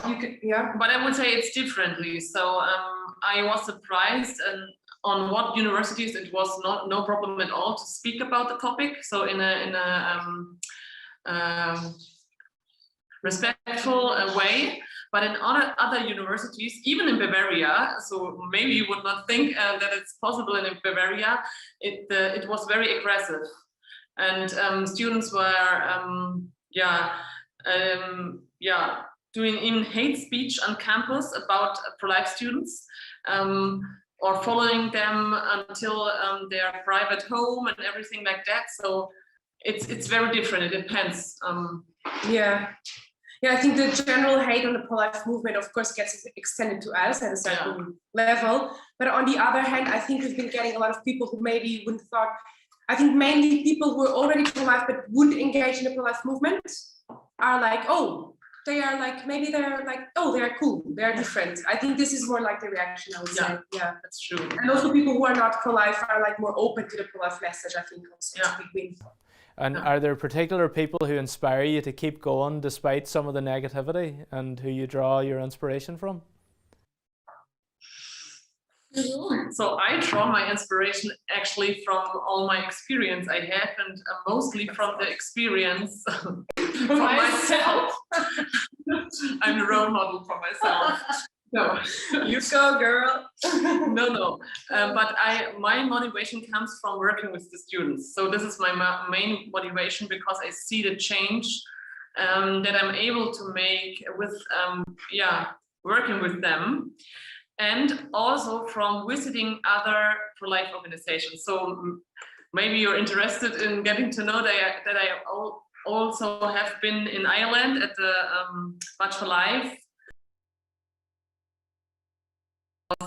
Before the 8th Amendment vote. Yes, so I've been there. I've stayed overnight in the Lighthouse. I think that was how it was called. Yes. So I was in Washington DC once, and I was in Rome at the March for Life. I mean, I would actually say the same. I get very much inspired like by our core team, like the way I see also my colleagues like struggling, that all of us like we struggle with so many different things in so many different levels. I could say at a familiar level, at a, I don't know, like so many different levels. Like, I don't know if my father is listening to this, but he better be. But I think a lot of my inspiration gets from like our close colleagues and also the volunteers, like how they actually like juggle everything of like working and studying and doing this. I think it's super inspiring. And also, of course, I think by other I would say movements also, that like I know a very amazing institution which is called Cenaculo, which also inspires me a lot. They also provide life in a different way, and I got very inspired also by this. It's a sister, it's a nun who actually helps drug addicts and gets them out of the streets and gives them a new life. And I get very inspired by this, but like every story that gives life and brings people a new life. And I think, that puts away, in a way, abortion just doesn't kill the baby, kills also the heart of the mother and the doctor and the people who live around. And I think there's a lot of that included. So everything that brings life inspires me, actually. Yeah. Well, it's fantastic to see how enthusiastic you are for your mission, and we wish you every success in it. And hopefully you'll continue to be received well by as many people as possible on student campuses. So thank you very much, Maria and Miriam, for joining us today at the Rally for Life. Thank you. Thank you. Thank you very much for having us.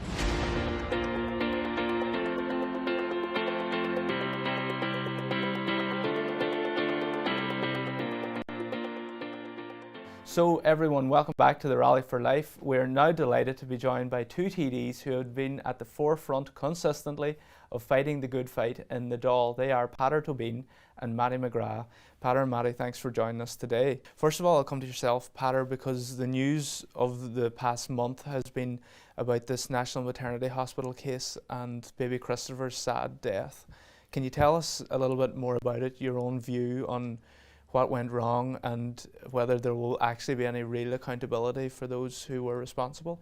Well, this is a truly heartbreaking case. This is a mother and a father who found out that they were pregnant on Christmas Eve and were waiting for the scan.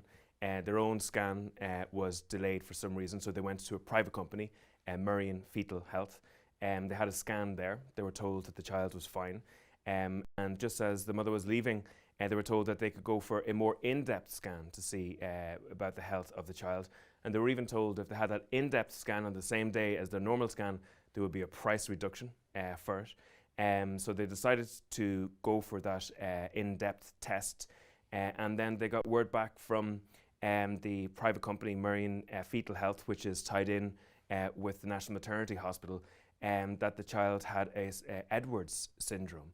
And obviously the family were devastated with regards to this, but the family had worked with children with disabilities many times in their own lives and were, happy to be able to parent a child with serious disabilities and told the doctors that.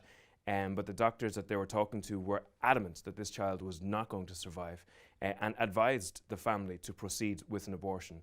And an incredible situation whereby they gave that advice without the competency to be able to give that advice. They didn't have the genetic competency, and they also didn't wait for the third element of the test to make that decision, and didn't give the proper advice to the family. So tragically, the family went ahead with the decision that the hospital outlined, and afterwards, when they were engaging with the hospital, they were given details with regards to what happened to the child, but never were they given any detail orally from the doctors that the child was actually fully healthy. In actual fact, the mother was told when she was leaving, she was given a stack of papers, and within that papers there was an envelope, and within that envelope there was a report from the Glasgow clinic which carried out the final element of the test. And in a cafe, drinking coffee by herself with no support, she reads on the first line of this that the child was fully healthy, that Christopher was fully healthy. A shocking situation. She then spent the next 2 years, along with her husband, battling the hospital to make sure that this health threat was actually fixed and that the hospital would take some level of accountability for it. We also know that the law wasn't adhered to. The law was broken in relation to this. The law says that 2 obstetricians must be confident that there is no chance that the child would survive. Only 1 obstetrician actually ever met the mother.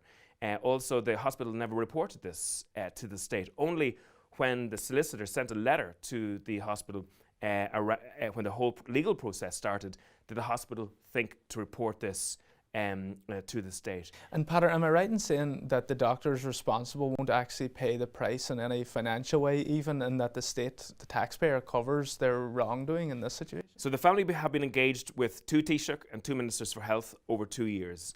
None of them have actually carried out a proper investigation. They have refused to carry out a proper investigation into what is a current health threat. This has happened to other parents and children in this state since the law was changed 2.5 years ago. And the hospital, first of all, the obstetricians concerned have refused to apologise to the mother and father for what happened. And secondly, there's a really strange situation that the State Claims Agency, which is there to, indemnify public health services, is actually going to indemnify the private company. So they are allowed to harvest profits from their actions with regards patients who are in the National Maternity Hospital. But the state comes in and actually covers the costs. And what's really frustrated me is because there's been a big debate in this state over the last 2 or 3 weeks with regards to the National Maternity Hospital, but absolutely none of the other political parties saw fit to mention the case of Christopher in the Dáil. And sometimes people ask me the question, how in the past did the state sweep under the carpet grave wrongs? How did they stay silent on great wrongs in the past? If they want to see the mechanism, just look at the Dáil now, because the political establishment is silent with regards to this grave wrong. And so it essentially looks like a cover-up, and one that certain figures have been handed because of their influence in politics, as well as obviously being maybe well thought of in medicine. They're obviously able to gain certain favours. Is that fair to say? Well, I think at the moment you have a situation because of the political establishment, their current ideology is so focused on the provision of abortion services that they will not question if people are suffering as a result of what's happening within the system. I would say it's their law, and they should have a responsibility to make sure it's practiced in the manner that they've implemented, but they won't even do that at the moment. What we're calling for in AIM 2 is we're calling for a full public investigation of this. There needs to be accountability. We know that if there's nobody held to account in this country, nothing changes. And you know, the fact that we have Stephen Donnelly, Simon Harris, 2 ministers for health, who have never sought to properly investigate this, have forced the family to go to court. And listen, many families wouldn't have the wherewithal, financially or otherwise, to be able to go to the High Court to vindicate and achieve justice.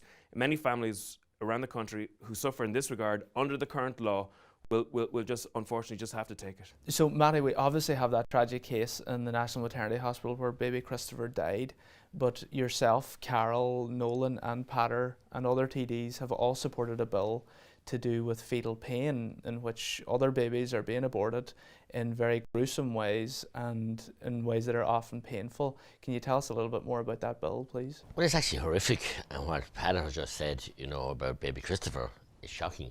But should we be surprised? I say no. Certainly I supported Carol, when Deputy Nolan, when she introduced her bill at first stage in Dáil. I look forward to supporting it, but I can't see it going anywhere because of what just Patter has just said. We know they're resolute. They pushed through this horrific abortion regime. They fooled the public. Many of them were begging for blood. They wanted it. Obviously they got what they wanted, but many more were kind of coaxed and cajoled into voting to repeal the aid because of compassion and all these kind of stories of personal issues. But they are truly horrified now when we saw that report from the Cork University about what goes on in reality in those meant to be labour wards, murder chambers, as far as I'm concerned now, in that instance. At the birth of a baby, and I saw some of the beautiful, beautiful dresses for the babies here when I arrived today, made hand woven by loving people with communion dresses. And at the birth of a baby, my 9th grandchild was born only 3 weeks ago. I was so blessed to think that this horrible practice goes on. And we saw at committee stage in that committee, so-called health committee, the cabal that was contrived to get the desired outcome. Where they refused to have administer pain relief.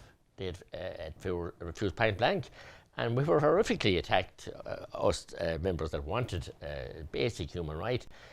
So veterinary practice are not allowed to carry out major procedures without humane anaesthesia. And indeed, we saw the same with, as regards to give sustenance to a baby that survives the horrific attempt on its life and needs sustenance. And we saw how callous that was. So are we surprised now? And Patter is quite right in saying that these ministers for health who so ardently campaigned, and the former Taoiseach and now Taoiseach Martin, who went against his party for the sake of some other kind of favour. He destroyed his party, as far as I'm concerned, with pro-life voters, but that doesn't bother him. And I was surprised that the Chief Medical Officer as well, who's involved in some of the other things, chief people there, will deny an inquiry into this. They have covered up way bigger issues in the past, and they continue to do that, while unfortunately we have a media who are biased to one-sided totally, with the exception of yourselves and a few others, and the merry-go-round goes on. But this abortion industry is what it is, and we see how horrific that is. A perfectly healthy child, Christopher, and thankfully the parents were able to, you know, to have the wherewithal and the knowledge and the education, I suppose, but also the courage, because you have to face the legal system, and we see where these people are indemnified by the state claims agency. So hopefully Deputy Nolan's bill, when it comes forward, we will be able to get some support, but I'd be surprised if we get any of the main political parties, any of them, supporting us. They'll get some way of debating it on Thursday evening when everybody's gone home, or slipping it in the middle of something else, and they have all the reasons in the world just to avoid it. And they'll probably combine it with a number of other votes to give an out to the backbenchers who will say, oh, we could not vote for that because it entailed 2 other pieces of legislation. It's the latest trick they have. And Matty, before we came on, you told us about the unusual or ironic situation, I think, of vets having to give pain relief to animals on pain of penal repercussions. Yeah, and I did. I heard of a case. I was in Donegal, your own county. I was in Northern Ireland where a bit was sentenced to prison for failing to do this, to administer drugs that were caused the animal to be in serious pain. Imagine, that's the modern Ireland of 2021, that's happening now. It's so ironic when we celebrate the ending really now of the War of Independence, where it started in Solohead Beg, and to think that this is what the people fought for. To think that this horror would be visited upon us. And the Parliament would only be used as just a sweeping board, really. That whole Save the Aid, or that whole the Aid Committee, so-called, the Repeal Committee, was totally contrived, packed, convoluted. Couldn't get a pro-life doctor, imagine. I was on a programme on RT when I had Treeben in the audience. They couldn't get one to testify. It was the greatest charade that ever came from the charade of the Citizens' Assembly. So, but look, it goes on, and until people wake up and see the abject horror that's going on, and do they care? I don't know. It's a shocking situation in 2021. Yeah, just when Aintu engaged with the government, with Fianna Fáil and Fine Gael, just after the last general election, and we sat down with them to discuss the potential of forming a government.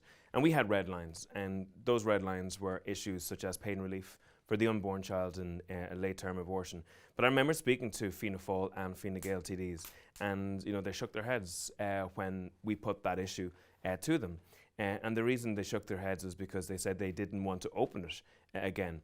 But we have, a Stephen Donnelly, who's a Fianna Fáil minister, who is likely to reopen this in the form of a review of the legislation, according to the legislation itself. And there will be a massive push now to reduce the waiting time for people to contemplate with regards whether or not they should proceed with abortion now. I actually think that's the only issue that will actually get the political establishments to think about the direction that they're going is the ballot box. If people ask me, there's three ways to actually change government policy. The first one is to highlight great injustice. And if you can do that on the media or personally, that's important. The second one is feet on the streets. And I think that's why these rallies for life are really important, that people put their feet on the streets, because they are noticed. When people gather in numbers, the political establishment, they see it.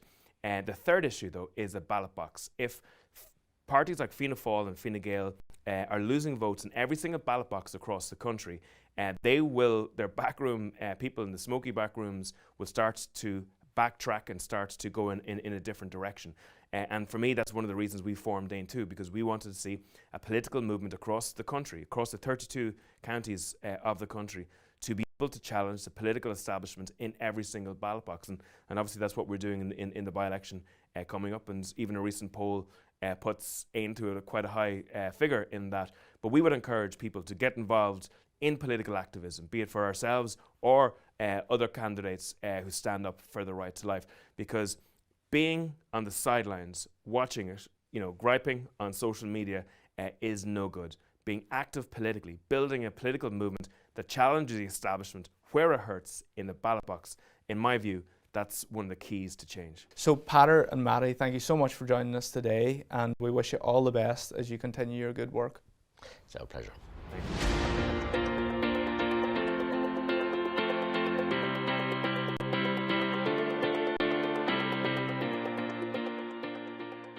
And next up on the Rally for Life, the inspiring Father Paddy McCafferty.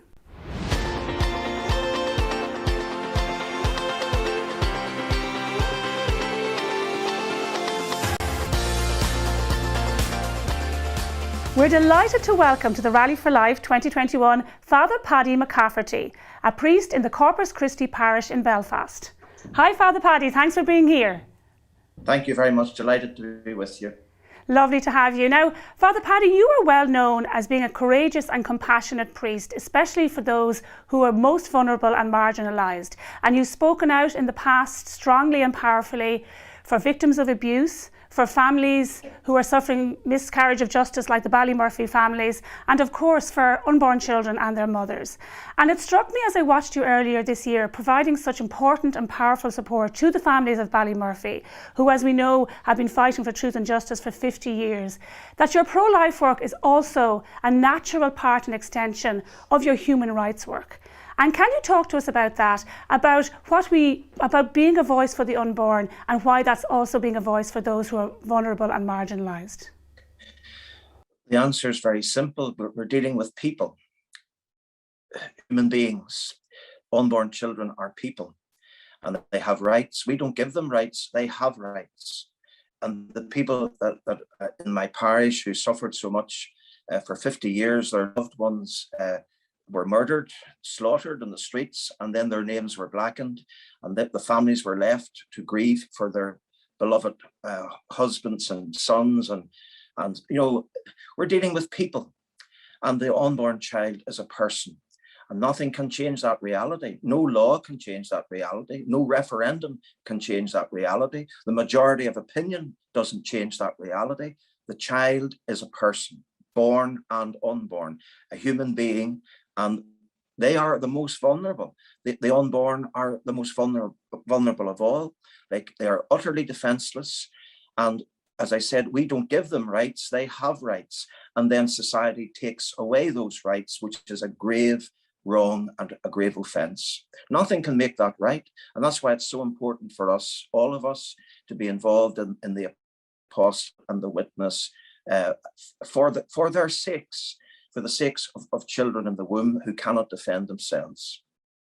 Precisely, and you've been such I think, a powerful voice, Father Paddy, and given such inspiration, not just to the people in the north, but also to people here after the referendum in 2018. And you were very, I think, unafraid to take a stance, which perhaps other people might feel more nervous about. And that's especially in relation to pro-abortion politicians presenting themselves for Holy Communion. And you have said that it is a complete contradiction to campaign for abortion while saying you're a practicing Catholic. And you've also said that it's impossible for a politician who has voted to legalise abortion to receive the sacrament in the correct way. Can you talk to us about that? It's a hideous sacrilege for someone who has publicly campaigned very stridently and unashamedly, and for them to approach the altar is a hideous sacrilege. It makes a mockery of everything that the Eucharist is and what we believe about the Holy Eucharist. From the very beginning of the Church, the Eucharist has always been, those who go to the Eucharist are told, examine yourselves and do not approach the body and blood of the Lord unworthily. If you do so, you're eating and drinking your own damnation. That's St. Paul in the first letter to the Corinthians, chapter 11, verses 27 to 29. This is from the apostolic times. The Church has never given the Eucharist to everyone, willy-nilly. There are conditions which apply to everyone, from the Pope right across to everyone, every person, every faithful Catholic has to be in the state of grace. How can you publicly campaign for something which is so contrary to the law of God, as abortion is, and then present yourself for the Eucharist? And what we're, unfortunately and very sadly, what is unprecedented nowadays is that there are actually bishops and cardinals, some of them very influential, who will allow this to happen and unashamedly will encourage this to happen. That's unprecedented. You cannot receive Holy Communion and promote abortion. You cannot. And to muddy the waters and to so they are sowers of utter confusion. If you see a prominent person in public life who is pro-abortion and they walk up to receive Holy Communion and almost the red carpet is rolled out for them, some of them, and then what does that say to the faithful who are striving their best? There are people in my congregation who do not receive, everyone's welcome at Mass, by the way, everyone. But there are people who come to Mass and they're good, very good people, and they cannot receive Holy Communion because of their life situation. Maybe they're in a second union or something like that. And out of reverence for the Eucharist, they know they can't approach. So they come for a blessing and they receive a blessing. A pro-abortion politician should not receive Holy Communion. It's a sacrilege. Let's call it for what it is. Yeah, and in the north, I've seen you speaking at rallies for life in the north. There's tremendous grassroots opposition to abortion in the north, and as we know, the people there did not legalise abortion. Instead, we saw Sinn Féin and the SDLP go cap in hand, the supposedly nationalist parties, go cap in hand to Westminster, asking them, urging them to foist abortion on the people in the north. What can people do now, and what should people do now in the face of that? Very simple. Don't vote for them. You could not. How could you vote for those people? You're right. In the south, they had a referendum. It was imposed on the north. When they danced at Dublin Castle and they held up Michelle O'Neill and Mary Lou MacDonald held up the North is next, and they meant it. And the North was next. They had it in their sights. And they did. They went, as you say, cap in hand to Westminster, along with Colm Eastwood and Claire Hanna and other SDLP. We can't vote for them. Forget about them. They're gone. The SDLP as we once knew it and trusted it, and as an SDLP voter for since I got the vote, I wouldn't vote for the SDLP now. Certainly not for Sinn Féin. Definitely not. It's not my job to tell people how to vote, but we have to examine what are their policies, what are these politicians about, what do these politicians believe, and in conscience, I personally will never, ever vote for them again. And I would encourage people to think about who they vote for, who they give their vote to, what it means when you give someone your vote. Father Paddy, thank you so much for joining us at the Rally for Life. Thank you very much. God bless.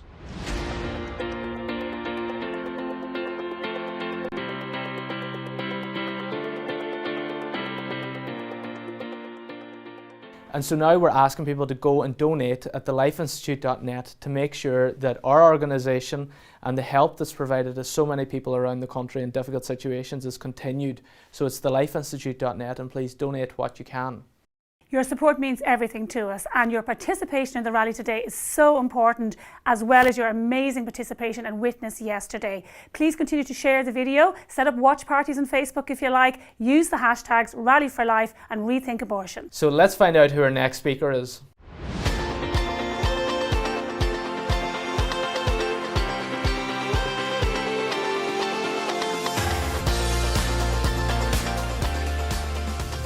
So now at the Rally for Life, we're delighted to welcome Dr. John Monaghan, an obstetrician and gynaecologist who became a hero to many in the pro-life movement during the 2018 referendum for his clear and compelling evidence in favour of the unborn child and in favour of maternal safety for women in Ireland.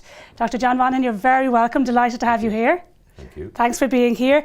So we've just learned this week, John, that there were 6,577 abortions in Ireland in 2020, and we know that there were 6,666 in 2019, and it brings us to this horrible, heartbreaking total of 13,243 abortions in the first 2 years of the abortion regime. And people yesterday were out in 55 centres around Ireland reminding people that they were promised abortion would be rare. Leo Varadkar stood up and said, in trying to compel voters to vote yes, that abortion would be rare. And we've seen tragically that it's not rare, that there are so many, too many abortions happening.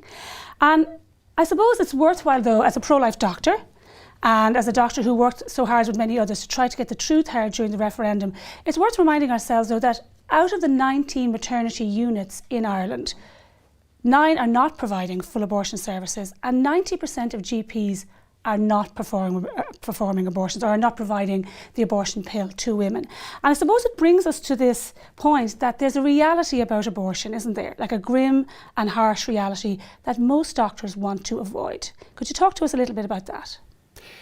Yes, well, I suppose the figure of, let's say, 6,500 abortions means that 1 in 10 of Irish children are aborted, which is more than double what was recorded at the time when people were going to the UK. And I think that's very sad. And I think most people who took the pro-life position would have said that's what's going to happen. Yeah. And the safe, legal and rare of Taoiseach Varadkar at the time it wasn't true, and it has been shown to be not true.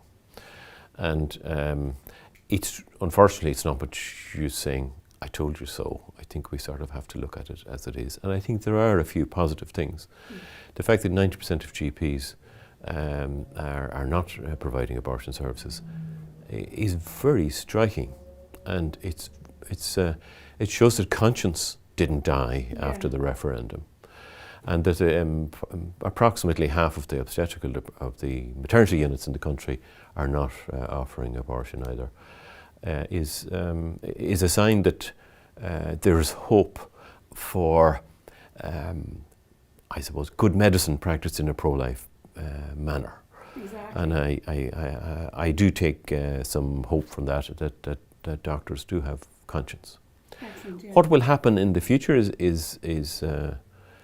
difficult to say, but it's hard to see any great change in the situation in the short term.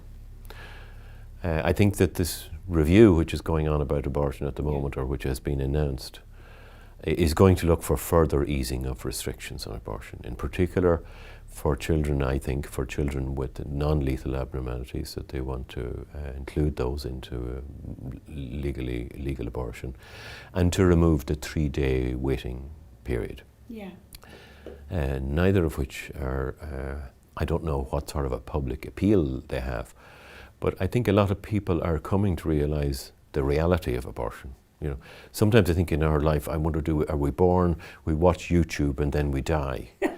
I think it was, for many people, it was an abstraction, a sort of something that happened somewhere, and they want me to approve it. Yes, and I think you're right there, John. I know that when the 2019 numbers were released, this horrific number, 6,666, a doubling of the abortion rate, I think it took a lot of people by surprise. A lot of yes voters, you could see them on social media, in conversation, saying, God, I didn't expect that, and that they felt disturbed by it. And as more things come to light, I think we will see people being kind of shaken from that inertia, shaken from this belief that it's not my business, it's nothing to do with me. And one of the things that has shone, if you like, a spotlight on this very grim reality of late-term abortion in particular is the paper that was published from UCC in the British Journal of Obstetrics and Gynecology last year. And it was remarkable, really, because it was published by researchers and doctors who favour abortion, but they were open about what was happening in Irish hospitals. And they tell us that despite all of the assurances that were made in 2018, you'll remember them well, that there would be no late-term abortions in Ireland, that feticide late-term abortion is happening in Ireland, and that one doctor described it as stabbing the baby in the heart. One doctor who carried out the procedure described it as stabbing the baby in the heart, and another said that they were getting sick in the corridor afterwards. And we know that doctors are being trained now in the late-term abortion procedure called dilation and evacuation, a particularly gruesome procedure.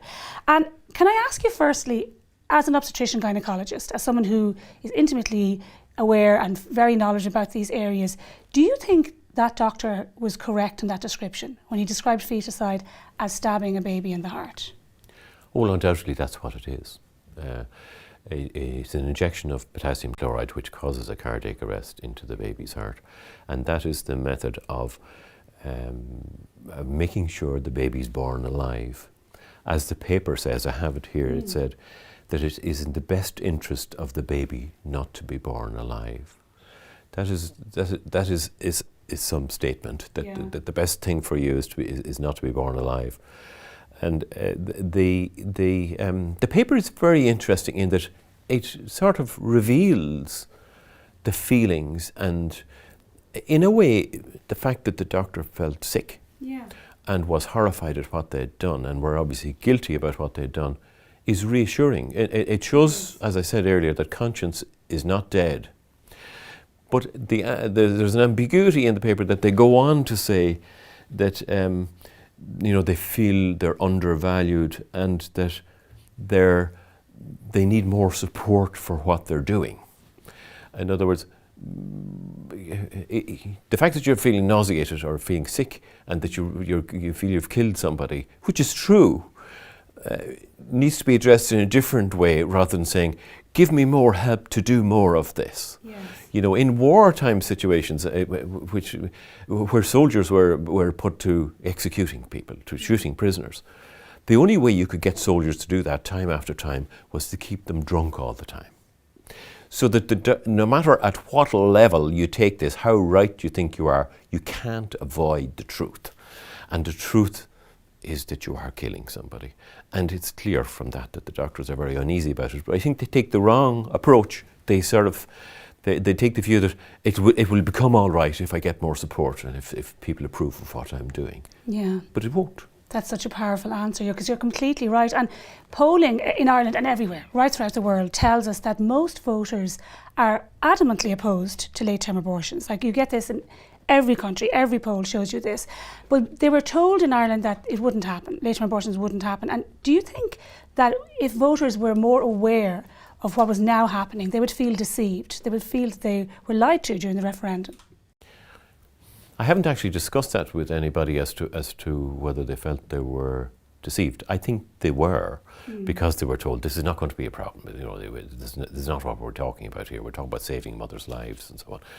And it's clear that if you embark on a regime of abortion, it's not going to be contained. Well, let's say it's only up to 12 weeks or it's only up to 20 weeks or whatever. There's going to be leaching out of that. There's going to be the problem of babies that are born alive. If you do a termination pregnancy at 24 weeks, there's quite a good chance that a baby who was born alive could survive.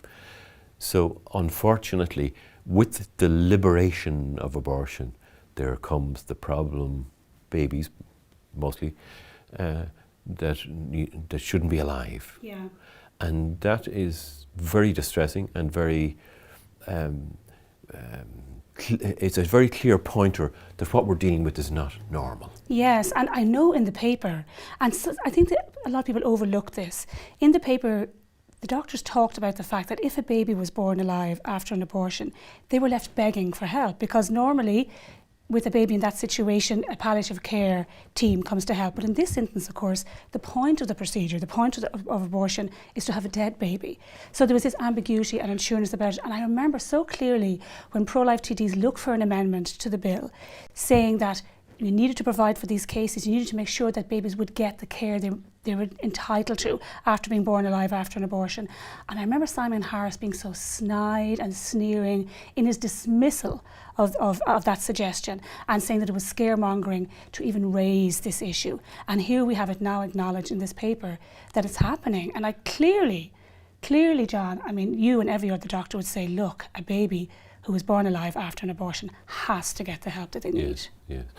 Well, in that paper, there's several comments about neonatologists who are paediatricians who look after newborn babies who didn't want to get involved.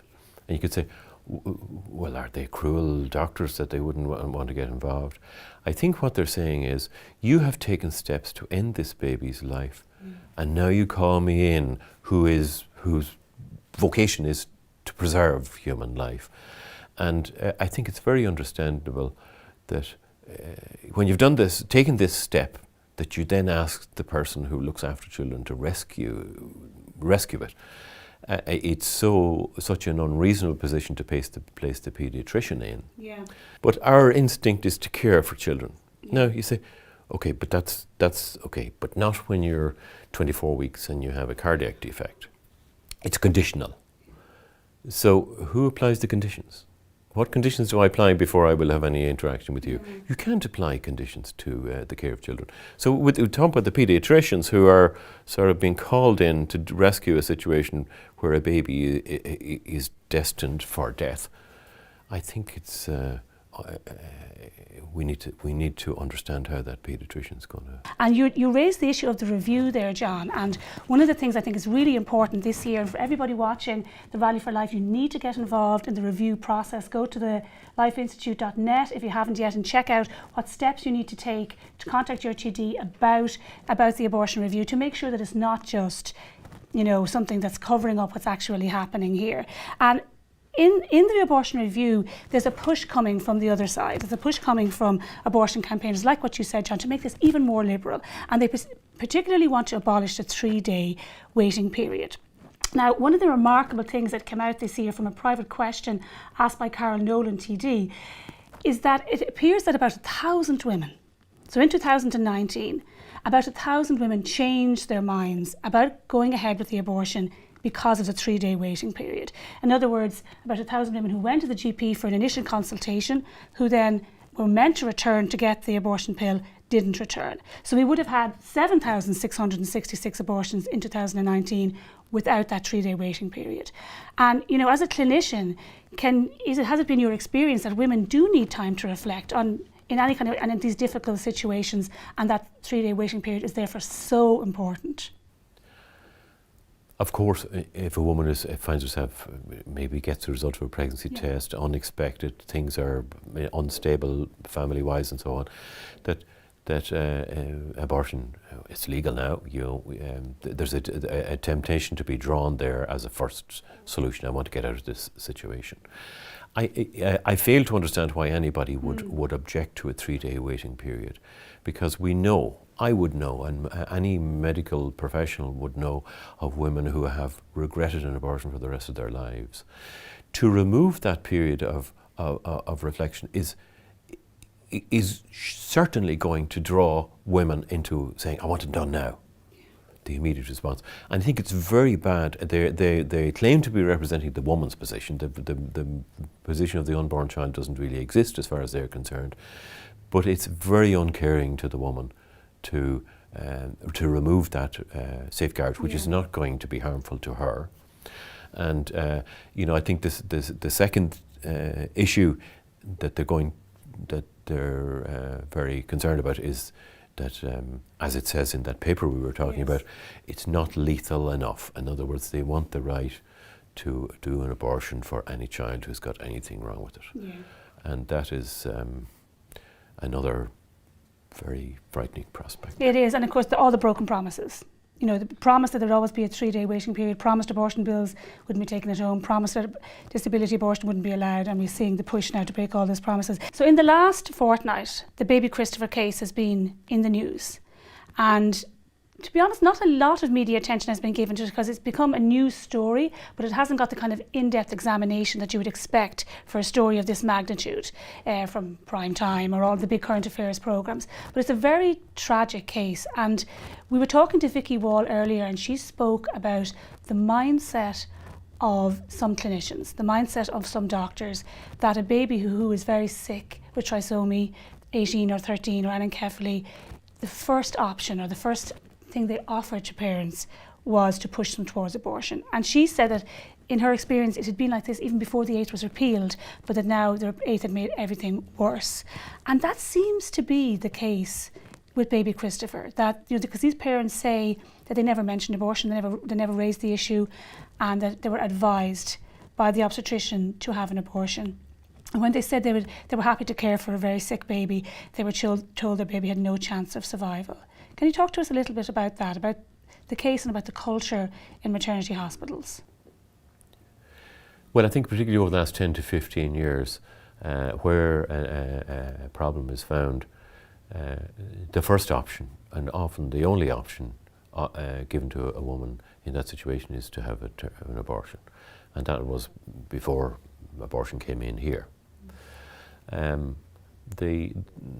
You'd say, well, why is that, or what's the thinking behind that?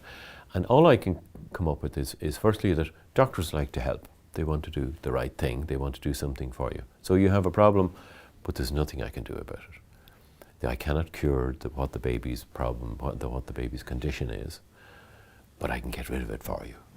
And I think it creates that omnipotence. I think doctors very easily fall, and I'm as guilty as anybody, fall into a situation of omnipotence, and sometimes fail to realise how vulnerable the patient is. If you present yourself to the doctor with a medical condition that could be serious, you are absolutely at their mercy.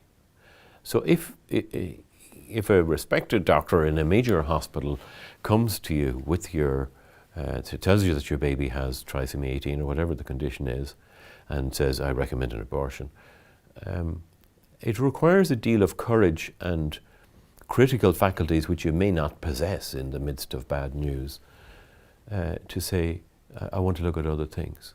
People generally do what the doctor recommends. If a doctor recommends an operation for you, you're going to assume that you're dealing with goodwill and say, okay, well, I'll have to have it done. And I think that has been a very sad development in medical practice. And I think it comes from a weakness in the doctor themselves, that I better do something here, but I can't do anything to correct the problem, but I can do something. And that makes me look pretty good all the time. I think there's an element of that in it. Now,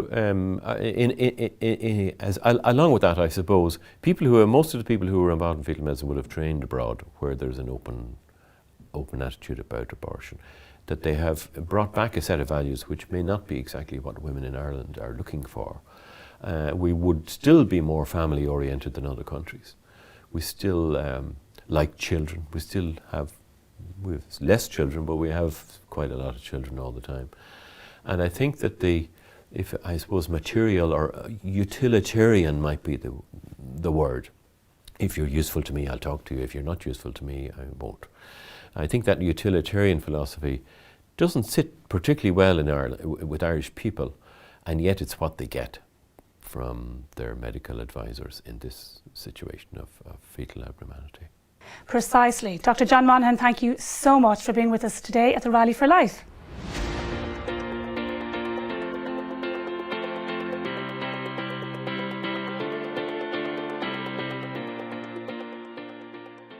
Now, as many of you will know, in March 2020, then Minister for Health Simon Harris made it legal for women to take abortion pills at home without a physical examination or a face-to-face consultation with the doctor. Medical experts at the time warned that the move would potentially endanger women's health and even their lives. Incredibly, we later learned from a private question asked by Carol Nolan TD that the HSE is not keeping a central recording of women who have had adverse outcomes after taking the abortion pill. In Britain, however, where at-home abortions were also legalised during the COVID lockdown, we do know from investigations, whistleblowers and data that women are not being best protected by the move to DIY or at-home abortions. But what is the reality for women who take abortion pills even after a consultation with the doctor? What is it like to undergo an abortion and deliver the baby in your own home? We know that the HSE tells women who have taken abortion pills to dispose of their baby's body by flushing it down the toilet. But what is that experience actually like for women? And do women now feel less supported and more easily pressured into undergoing abortion because of the public perception that abortion pills are easily and readily available? To examine some of those issues, we're going to hear one heartbreaking story from a young woman in the UK who was prescribed the abortion pill. Her name is Natalia, and we're very grateful that she can join us at the Rally for Life today to share what is sometimes a heartbreaking and harrowing story.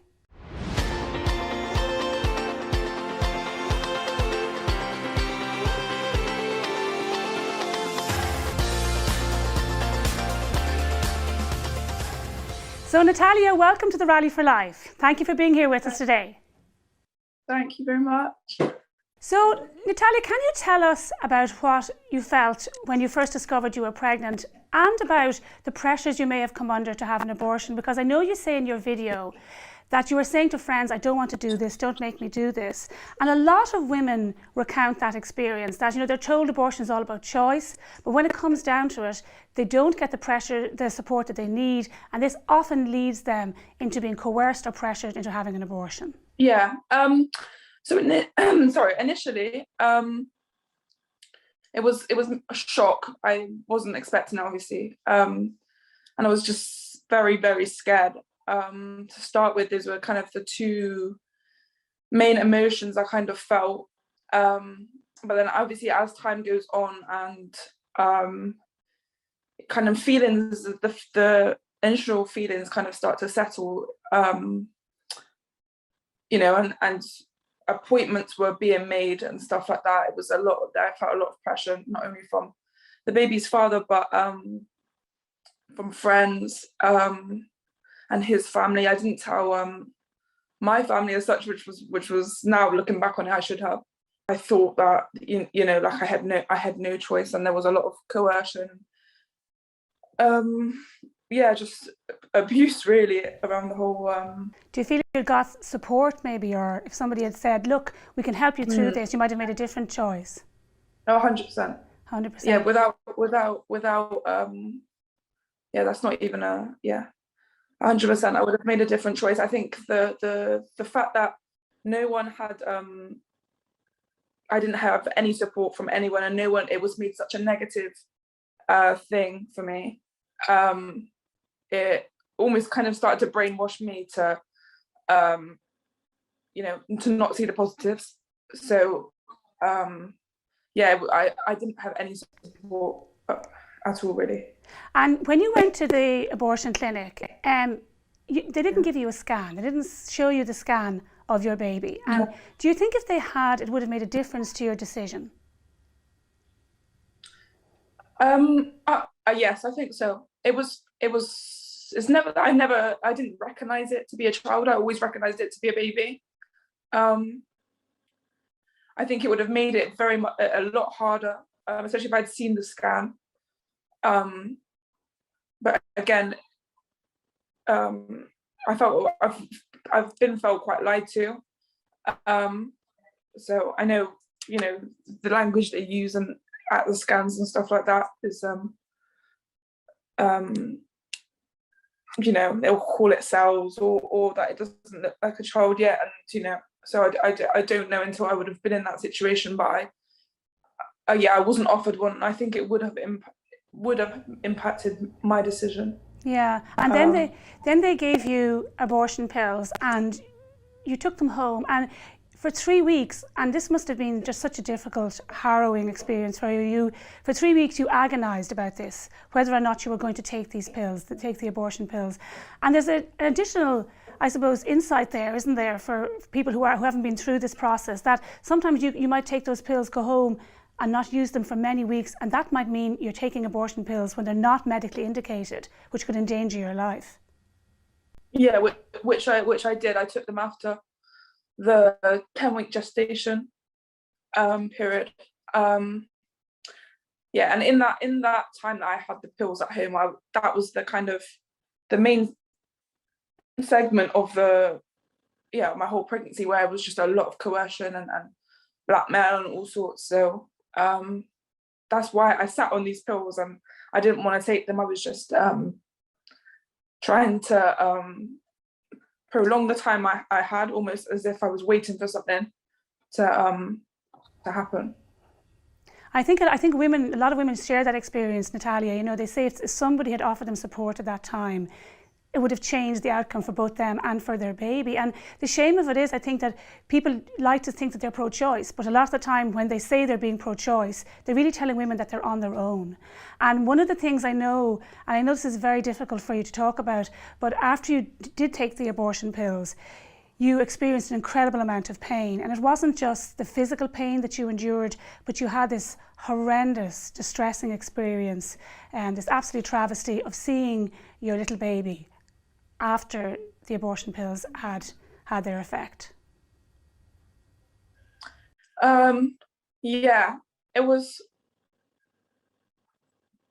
It's obviously hard. Now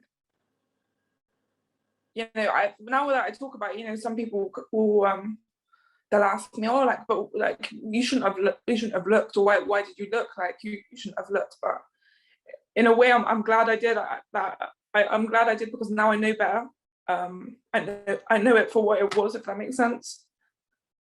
But yeah, it was very distressing. Because women are told, aren't they, that you take this pill and you go home, and as if it's like a magic wand, as if the baby just magically no longer exists. But that wasn't your experience. What was your experience? So as the pains started, the pains were kind of ongoing all throughout the night, and I remember at kind of around 5 a.m. or half 5ish, it was just unbearable, the pain. I just felt this kind of urge to go to the bathroom. I think, and I was sitting on the toilet, and I had to actually clench to push my baby out, and I just remember kind of looking down, and it was kind of half coming out of me. And at that point, I couldn't look anymore.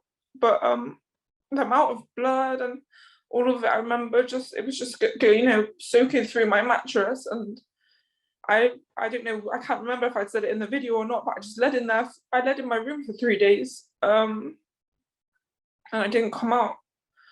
I'm so sorry you went through that. It just sounds like the most hideous experience. I can't see how, we see campaigners talking about this, Natalia, and they say that they're empowering women by letting them take abortion pills at home and deal with all that grief and loss and trauma that you've just described. And it doesn't seem to me like it helped you. It doesn't seem to me like it was something that empowered or helped you. No, far from. No, I don't think it's empowering at all. I think is trauma, and I don't think it's empowering for women at all. I think it's, a form of abuse. Yeah, I think women deserve better. I think young women like you deserve better than what the abortion industry has to offer you, and what politicians and campaigners like to pretend is just your choice. I think all women deserve better than that. And we're so sorry, Natalia, that you've been through that. And we're so, thank you so much for being here with us today to share this with us, to try to get other women to understand how difficult and traumatic this has been. What would you say to women who have been through similar situations and who are now in need of healing, who want to recover from this? What would you say to them? I think to face it with honesty is important, and try not to lie to yourself about the situation or what had happened. Face it with honesty. For me, myself, by the grace of God, I found healing through Rachel's Vineyard, which is like a retreat, which I just scrolled across on the internet. And I honestly, that retreat saved my life. I don't know where I would be. I think, without it, it started my healing journey. That retreat. It's a weekend, and in that weekend you do a lot of different methods, and it's Christian. It's a Christian retreat, but anyone's welcome to come. Anyone's welcome to go. But that's what started my healing.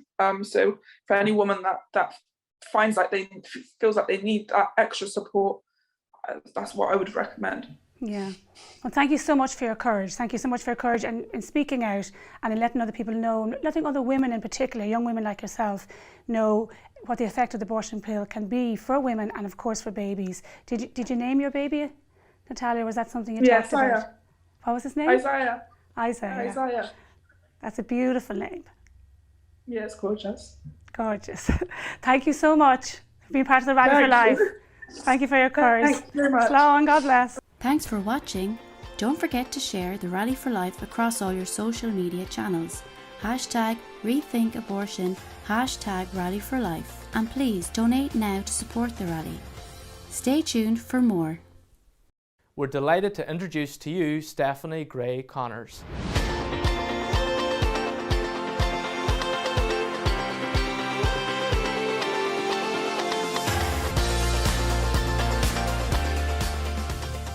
So we're delighted to welcome Stephanie Gray.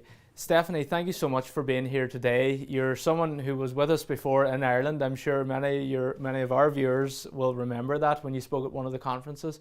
But since that and before, you've spoken at countless events across North America, including addressing staff at Google of all places. So can you tell us your own perception of where North America, maybe Canada first and then the States, is at in terms of public opinion about abortion? Yeah, good question. As a Canadian, I've seen good things come out of my country in terms of over the 20 years I've been speaking on abortion. I've seen people change their minds.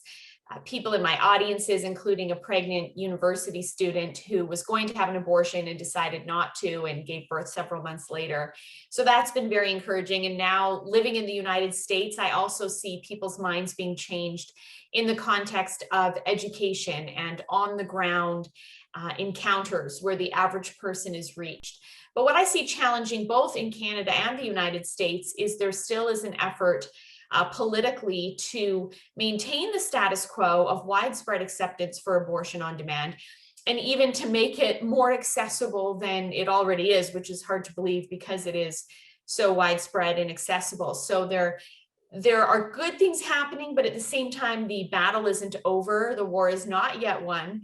And there is a lot of education still to be done and a lot of efforts to be made, both pastorally in reaching women in crisis, as well as politically in terms of having the law reflect what's true and just and good. And you're someone who's been there for so long in terms of trying to offer what you can to the pro-life movement and to creating a culture of life. So what is it that personally motivates you to keep going despite all the setbacks that we often encounter? It's It's a good question. I mean, my faith plays a huge role. You know, as a Catholic Christian, I believe that God has given us the gift of life, and we who have been given much have a great responsibility to help those who've been given less. And I have a voice, and I can raise my voice, and preborn children cannot do that. And from the time I was very young, when both my parents were involved in the pro-life movement, as a young girl, I loved babies. And I knew what abortion did to babies, and that horrified me. And so I had a deep-seated conviction very early on that I was called to speak up for babies who couldn't speak for themselves. And that conviction has really never left me. Now that I'm married and pregnant, it's only been enhanced with that kind of mama bear instinct that wants to protect the youngest of our kind. So I think the knowledge of who the baby is, the knowledge of what abortion does to the baby, and my faith, which inspires me to communicate messages of truth and justice and mercy, are what really drive me forward, realizing at the end of the day, what matters is how I respond to what I have control over. And if other people are going to be complicit with evil, if they're going to participate in abortion directly or indirectly, I can try to dissuade them, but at the end of the day, I can't control them. All I can control is my own response. And I refuse to be complacent or complicit with the slaughter of the youngest of our kind.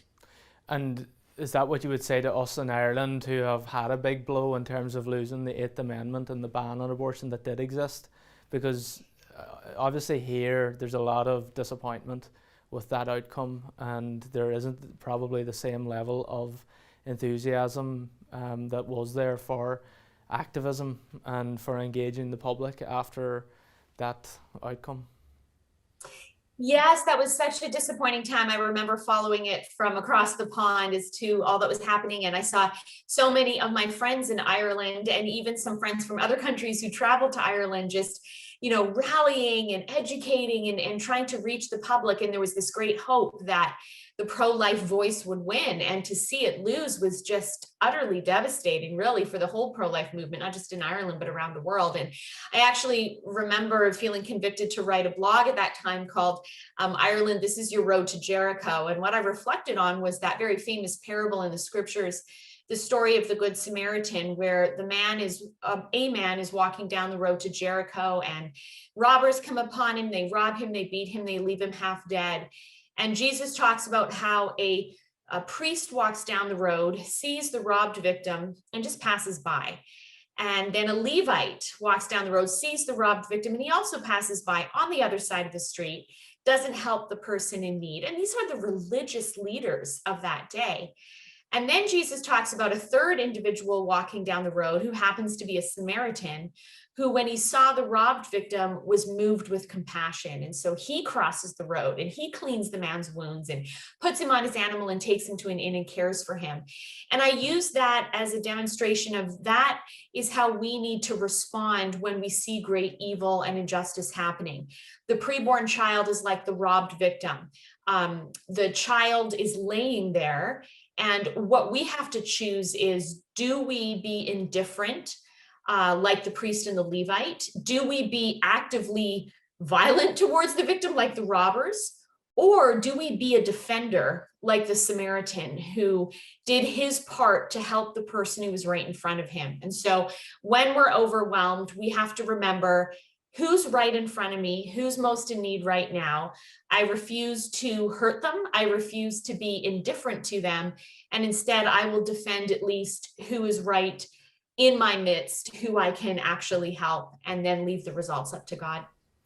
And are you still as involved as ever in pro-life work? You said that you're currently penning a book. Yes, I am. I'm writing another book. So my first book on abortion I had released just after my speaking tour in Ireland back in 2014. Then in January of this year, I released a book, an apologetics book on assisted suicide, where tragically we're seeing around the world efforts to legalize that.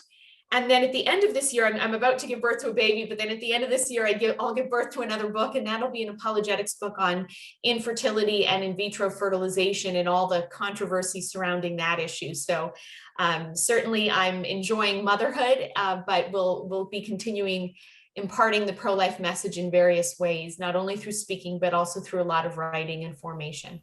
Yeah, And so Ireland, I suppose, as you probably seem to be well aware, is at a point where it's pretty much ground zero in terms of starting from square one, I think it's fair to say. What specifics would you offer to people here in how to hit the ground running once again in a way, but in a way that will be more effective than ever, hopefully? Yeah, great question. So many years ago, one of my spiritual directors encouraged me to read a book called The Soul of the Apostolate, which talked about how important it is that we enter into contemplation before action. And in the book, there's a great illustration by St. Bernard who said we're to be reservoirs and not channels. And he said, you know, if you think about a channel, that's like a body of water that the water flows through it. And he said, that's like a busy person, always focusing on action, but never taking time for contemplation, and they run out of steam. Instead, we need to be reservoirs, which, if you think about that, the water fills up and then the excess overflows. So I think, you know, going forward in Ireland to really try to change the culture and restore it to the culture of life that it once was, the first step is that quiet, prayerful contemplation so that we're filled with the Holy Spirit, who then that overflows his inspiration into our action. And then when it comes to taking action, I think what's really important is that we take our message to the culture. If we just invite people to come out of their way and hear the pro-life message, many will refuse because they're not interested. And so we need to take to the public square, to where people are gathered, and bring the message to them. But then when we do that, we want to do it in a way which is magnetic and which is attractive and which equips. So we want to really arm our pro-life activists with what I've heard an American once say would be weapons of mass instruction. And that would be really solid apologetics training, teaching people how to reach the head and the heart, how to have a really strong pro-life case that's grounded in science, philosophy, and human rights, but how to have the most tender of hearts that's able to perceive when we're dialoguing with a wounded person, and how to be tender and sensitive to them in their pain and their regret, so that we not only win an argument, but we win the person we're arguing with. And so that seems as if it's the basis of your new organization, which you launched. I think it's called Love Unleashes Life. That's right. Yeah, Love Unleashes Life was something I started. Actually, again, it was around the time I went to Ireland. So a lot of things happened around 2014. And yeah, after doing pro-life apologetics for so many years, I saw there was a need to continue that, but to complement the logic and the intellectual approach with a heart approach that really also addressed the emotion that often underlines people's position and interactions with pro-lifers. And so this balance of the head and the heart really makes a very holistic approach in reaching the entirety of the person we're dealing with. Wow. Well, Stephanie, thank you so much for taking the time to be with us this afternoon, and it's much appreciated. We wish you all the best as you welcome a new child into the world, and we hope it goes well. Thank you so much. Well, we love you guys in Ireland, and my new last name is Stephanie Gray Connors. My husband has Irish blood, so hopefully one day we'll make it over to the Emerald Isle again. Excellent. Thank you, Stephanie.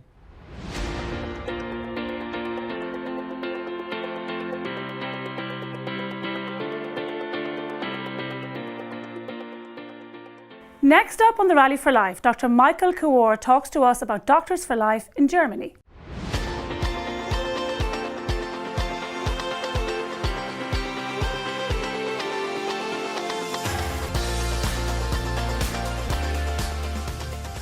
Now, some of the most important voices against abortion are, of course, doctors and nurses, medical professionals who are to the forefront in trying to protect mothers and babies.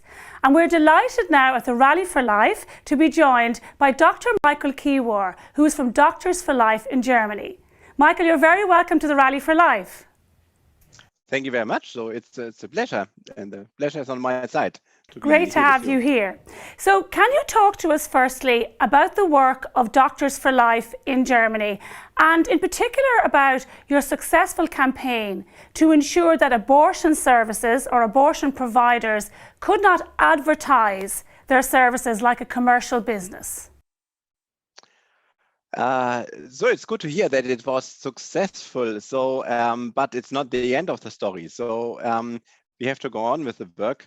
And but we have step-by-step little successes, and so one is I think probably similar to your Rally for Life. So once a year we also have Rally for Life with around 7,000 people in Berlin in September every year, and some other subjects, topics where we put scientific research into perspective about ethical issues, about values, certain values beyond only commercial and medical ideas, but also not only medicine, but also to bring these certain values into the right perspective and into the newspapers and into some discussions, some talk shows in television and so on.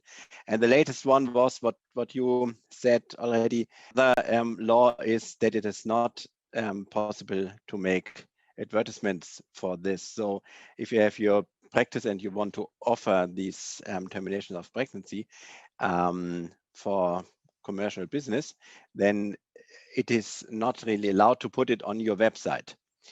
So to protect, of course, the life of the unborn baby, but also it is not like cosmetic surgery or plastic surgery or any other medical offers you want to provide.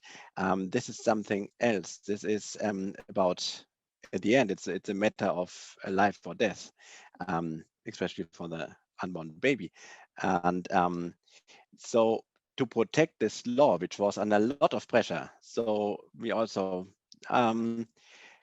did quite a lot of public interviews to bring it into to politicians, to parties, to some other organizations, and at the end it was a somehow compromise, quite successful on one hand, but the argument on the other side was, well, we want to withdraw information for the pregnant woman, which is certainly not true. We don't want to we don't want to put away any informations from women in need. Information is possible, especially in the internet and wherever they want to. And especially in Germany, we have the law. So pregnant women, they think about abortion, they need counseling, and this is by law, it's mandatory to get this counseling. And quite a lot of money is spent on these organizations. They inform, of course, and they counsel the pregnant women in need. And therefore, it's not a question. So we have enough information. So we don't want to withhold anything. But the point is, can we have advertisement just for commercial business, like any other business? But here we are talking about life and ethical standards and ethical issues. Yes. Yeah, so it seems to me it's a very significant point, because I know some of the very important work that you do and the other pro-life doctors do is to put real information into the public arena so that women are fully informed. I know that recently, for example, you had an important article published in a peer-reviewed journal pointing out that women who undergo abortions are sometimes at more risk to have a premature baby. And can you talk to us about that, about the importance of doctors putting real information out there to counteract the pro-life point, the pro-abortion point of view, and to give women real information? Yeah, about abortion in this very delicate debate.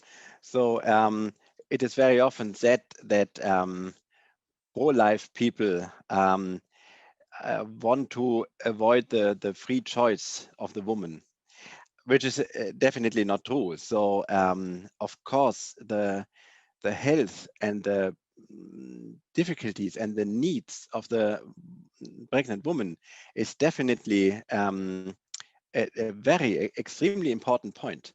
We never want to think about this too lightly. But there are two lives that matters. So of course, the life and the health and the problem of the soul, also of the woman in need, but also the unborn baby.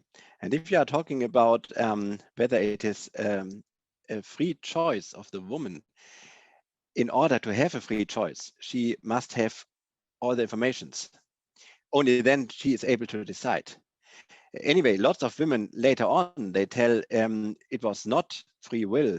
It was done under pressure by the father of the baby, pressure by parents, pressure even by doctors. And lots of women after abortion say, well, it was done by pressure. But also, they don't have always the whole picture. And some informations are not presented properly. And sometimes, if you have your own ideas, maybe ideology, maybe political ideas, whatever, or financial ideas, you want to earn money because with abortion, then you leave out some important informations. For instance, the side effects. What about the long-term side effects? Of course, short-term side effects and complications are low, but not zero. There are some. And later on, there are especially psychological problems. A lot of study confirmed this. A higher suicide rate published in the British Medical Journal and other journals too. So there's no question that there are psychological side effects are in place, but the question is how high the number is. That is in debate. And another thing was what you mentioned already, that so later on you might have difficulties or complications with the next pregnancy. If you become pregnant again because of a termination of pregnancy in the past, you might have problems with stillbirth, with miscarriages, and also too early deliveries. And then you have premature babies. And this is also a known fact. And there is also some research showing this, that there is a higher risk. And if you have more abortions, the risk is even higher. And another problem is that also if you have an infection afterwards, or only if you become too old to become pregnant, then maybe this woman will never have a pregnancy. And then they are very sad. And as a gynecologist, I see lots of patients, young patients, old women too.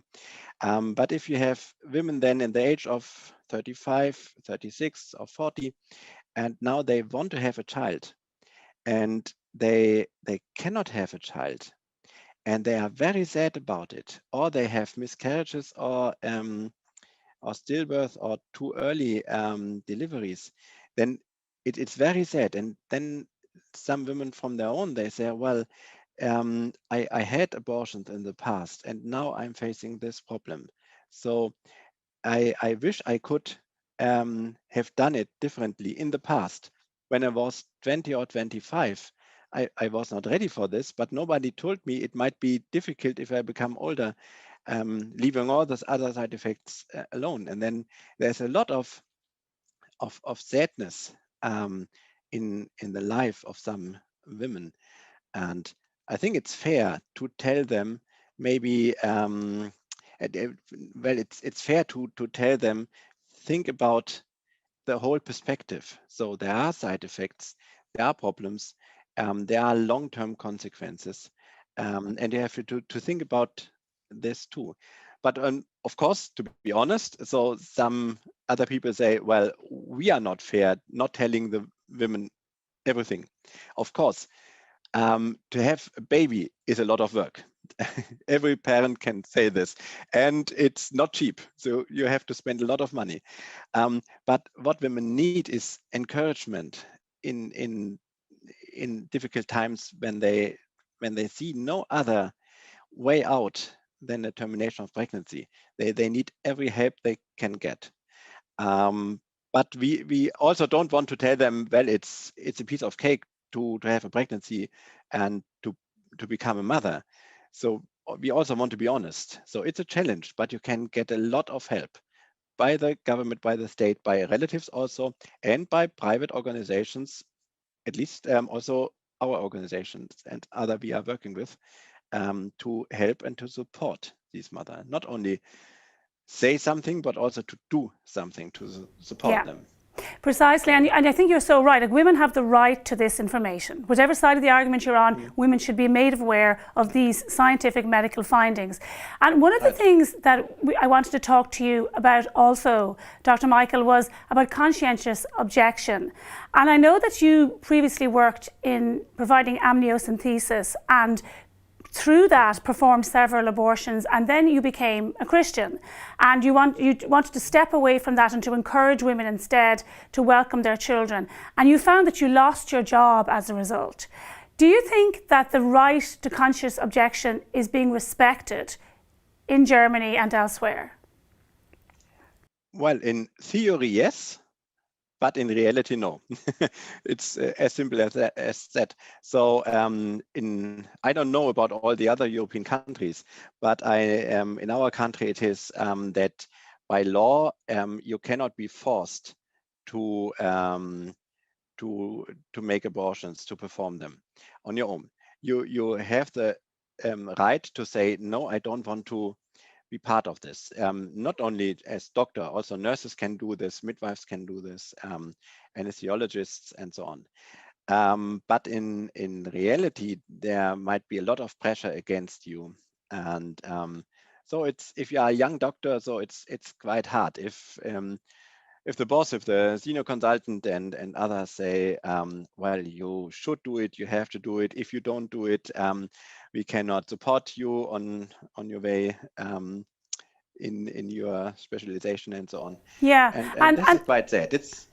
And I think we discussed previously that one of the possible outcomes of that, because we're seeing not just in Germany but right across Europe, a decrease in the number of doctors who are choosing to become obstetricians, gynecologists, which is obviously hugely worrying in terms of maternal health care, in terms of women's safety.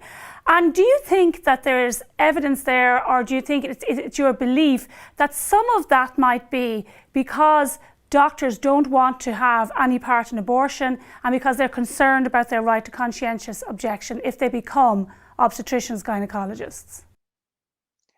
Yeah, you are definitely right. That is a point and a big issue. I think one point also is more and more doctors are female now. So I'm one of the last ones of my kind. So to have male gynecologists, the number is really going down. And the number of female doctors and obstetricians especially and gynecologists is going up. But some of, I think most of the abortionists, they are male. And there are also some female ones, they come often from Eastern countries in Europe, where at time of communism, ethics and Christian values did not matter at all. So coming from that background. But now we have more and more young female doctors, and they, of course, have a different point of view. They also, lots of them want to become mothers on their own. They see women differently and treat them with much more empathy. And yeah, I think that is a good thing. But of course, these women, they don't want to take part on abortions.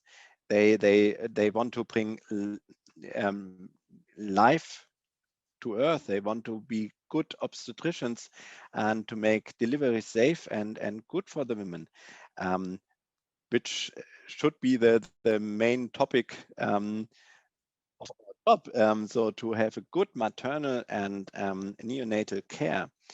And if they see, well, there might be a pressure and then probably they have to perform abortions, then it's not very attractive for most of the Not, women. yeah. Very, very, very female interesting. Doctors are turning away from abortion and turning instead towards excellent maternal health care for both mother and baby. Dr. Care, it's been fascinating talking to you. I'm sure we'll be back to you to talk to you about this and other issues again. Thank you so much for being part of the Rally for Life today, and good luck to all of the amazing work you're doing in Germany. Thank you. Yeah, thanks to you and to your amazing work in Ireland, and all the best to you and to your work. Thank you. Thanks for watching. Don't forget to share the Rally for Life across all your social media channels. #RethinkAbortion, #Rally for Life. And please donate now to support the rally. Stay tuned for more. Now we're going to talk to the wonderful Bernadette Smith.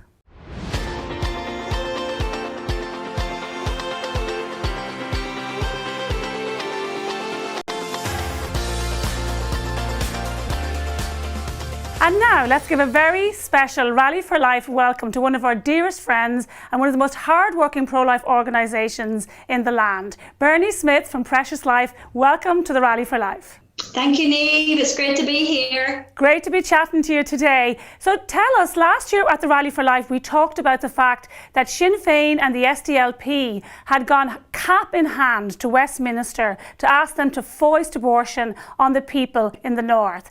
Can you give us an update as to where you're at now? Well, that continues because since then, they haven't stopped. They have been using the British government to force legislation in Northern Ireland in particular. They want to increase the so-called services here. They refer to the services as like, let's do more abortions. So the SDLP and Sinn Féin have went back to the Westminster government and asked them to increase abortion right up to the moment of birth, because at this moment what's happening in Northern Ireland is abortion, the provision of abortion is up to the 10th week of pregnancy, which is extreme. As we know, it's so many babies are dying through the abortion pill. But what the SDLP and Sinn Féin have done, they've actually went back to Westminster and have asked them to increase abortion, because what they want to do is train abortionists.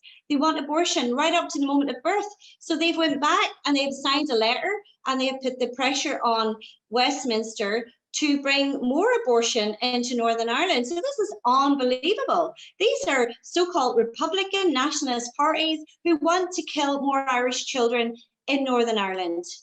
Yes, because one of the things that I think is very evident is that the opinion polls show that people did not want Westminster to decide the law in the north of Ireland. Now that's been clear in all of the opinion polls. People believe this is a matter for the people in Northern Ireland and not for Westminster. So what's happening is that in Stormont, the views of the majority of people is not being represented, and that situation is getting worse and worse. But as you say, Bernie, like the heart of Precious Life is in activism, and I always think it's wonderful. You've got so many young activists. We see them on Facebook and on social media doing work on the streets, week in, week out, informing people, talking to people, and keeping the pro-life culture alive. Can you talk to us a bit about that? Absolutely, Niamh, and you know what, I have lived through my 50 plus years of, get the Brits out, but we're dealing with let the Brits in, because we're talking about bringing the British government in here to murder Irish children. As Irish people, this is outrageous to think, that Sinn Féin and SDLP are calling on the British government to murder Irish children. So, I think it's time for people to really get serious about what's happening here. And yeah, absolutely, Niamh, that's what we're doing. We're activists. I mean, I started out 20 plus years, nearly 25 years ago with yourselves out there actively speaking for unborn children, and that's not something I am about to give up, and that's not something that Precious Life are about to give up. We want to recruit a new generation of pro-life activists who are willing to get out there to inform, to educate, and to be a voice for the most vulnerable in our society, and be in that gap. When I talk about being in the gap, it's like standing in that gap.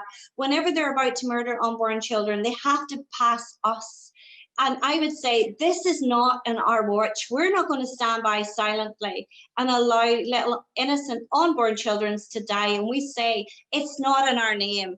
This was forced on the people of Northern Ireland by the British government, and we're not going to take it lying down. We're going to get out there, and we have been since they forced it in 2019. For the last year, the second year, we're fighting this battle, and we're not going to stop until every unborn child is protected, until personhood is restored to every unborn child in Northern Ireland. So you know what? Roll up the sleeves, guys, because we're fighting this battle until every baby is protected in law, policy and practice. And we'll do everything we can to protect these most precious little unborn babies, our brothers and sisters in the womb. And then your energy and your passion is so evident, Bhriain. I think it permeates everything that Precious Life does. Can you tell us finally about Stanton Healthcare and about the good news you've got for Stanton this week, the crisis pregnancy service that you founded and that's run in the north of Ireland? Well, you know, 5 years ago, many of you know I had a real battle in my hands. I was like taken by Mary Stopes to court. Lies were told about me. And, you know, from that, the fruit that bore from that was I set up Stanton Healthcare. Stanton Healthcare in Northern Ireland is, you know, really saving babies' lives. I hold so many precious little babies every day. The great news is that every mother that comes to Stanton Healthcare will be able to access an ultrasound scan. We have now a window to the womb. We fought long and hard. Over 300 plus submissions were put forward to the Belfast City Council to stop us, but they passed it, and we have planning permission that enables us to provide an ultrasound scan, a window to the womb for every abortion vulnerable woman who comes into Stanton Healthcare. Great things are happening. Babies are being saved, mothers are being supported, you know, so it's just like, you know, we're going places with this. We're going to actually introduce this into Derry City and throughout Northern Ireland. So every single day, women are being informed, supported, and the great news is we now have a window to the womb that's going to save so many more babies. We know that, you know, over 70 to 80% of women who have access to an ultrasound can see their baby through the ultrasound. That window to the womb, choose life. So this is amazing. They had to pass this because there was no way from not passing it. So we have the most up-to-date ultrasound scanner. It's a handheld device where we can take it, it's mobile, we can travel with this ultrasound scanner, and so many babies are being saved. Every week we're saving babies. So this is the way forward. We're providing help and support to abortion vulnerable women. And, you know, this is the way we have to do this. We have to help women in crisis pregnancies with unexpected pregnancies. Bhriain, you're brilliant, absolutely brilliant news there for the Rally for Life, to hear that about Stanton, to hear about this window to the womb for the women in the north of Ireland. Well done and everything. Great to have you here today at the Rally for Life. Thank you so much, Niamh. God bless.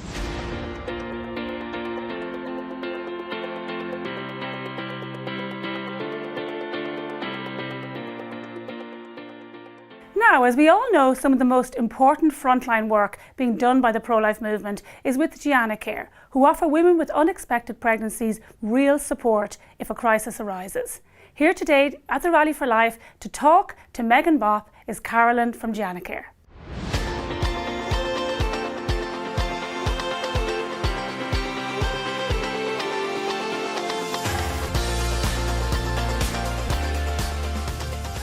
Hello and welcome to the Rally for Life. So we are joined here today by Carolyn from Gianna Care. It's really nice to have you here, Carolyn. Thank you for having me, Megan. So over there at Gianna Care, you really provide a much needed service, especially for women encountering any obstacles during their pregnancy. What has the last year been like for you? Yeah, the last year has been great. It's been really, really busy. We opened up in 3 new locations last year, so we were really focusing on those locations in Limerick and Offaly and Tralee and Kerry, and just trying to establish them and make sure all the services were really accessible for the women in those areas. So really, really busy as always, Megan. And obviously we've got 2 other locations, Galway and Dublin, been super busy as well. So great, really, really, really Wonderful, great year. That's great to hear. So you've said in the past that one of the main goals of Gianna Care is to essentially identify any of the barriers or obstacles preventing a woman from continuing her pregnancy and trying to minimise that barrier or completely get rid of it.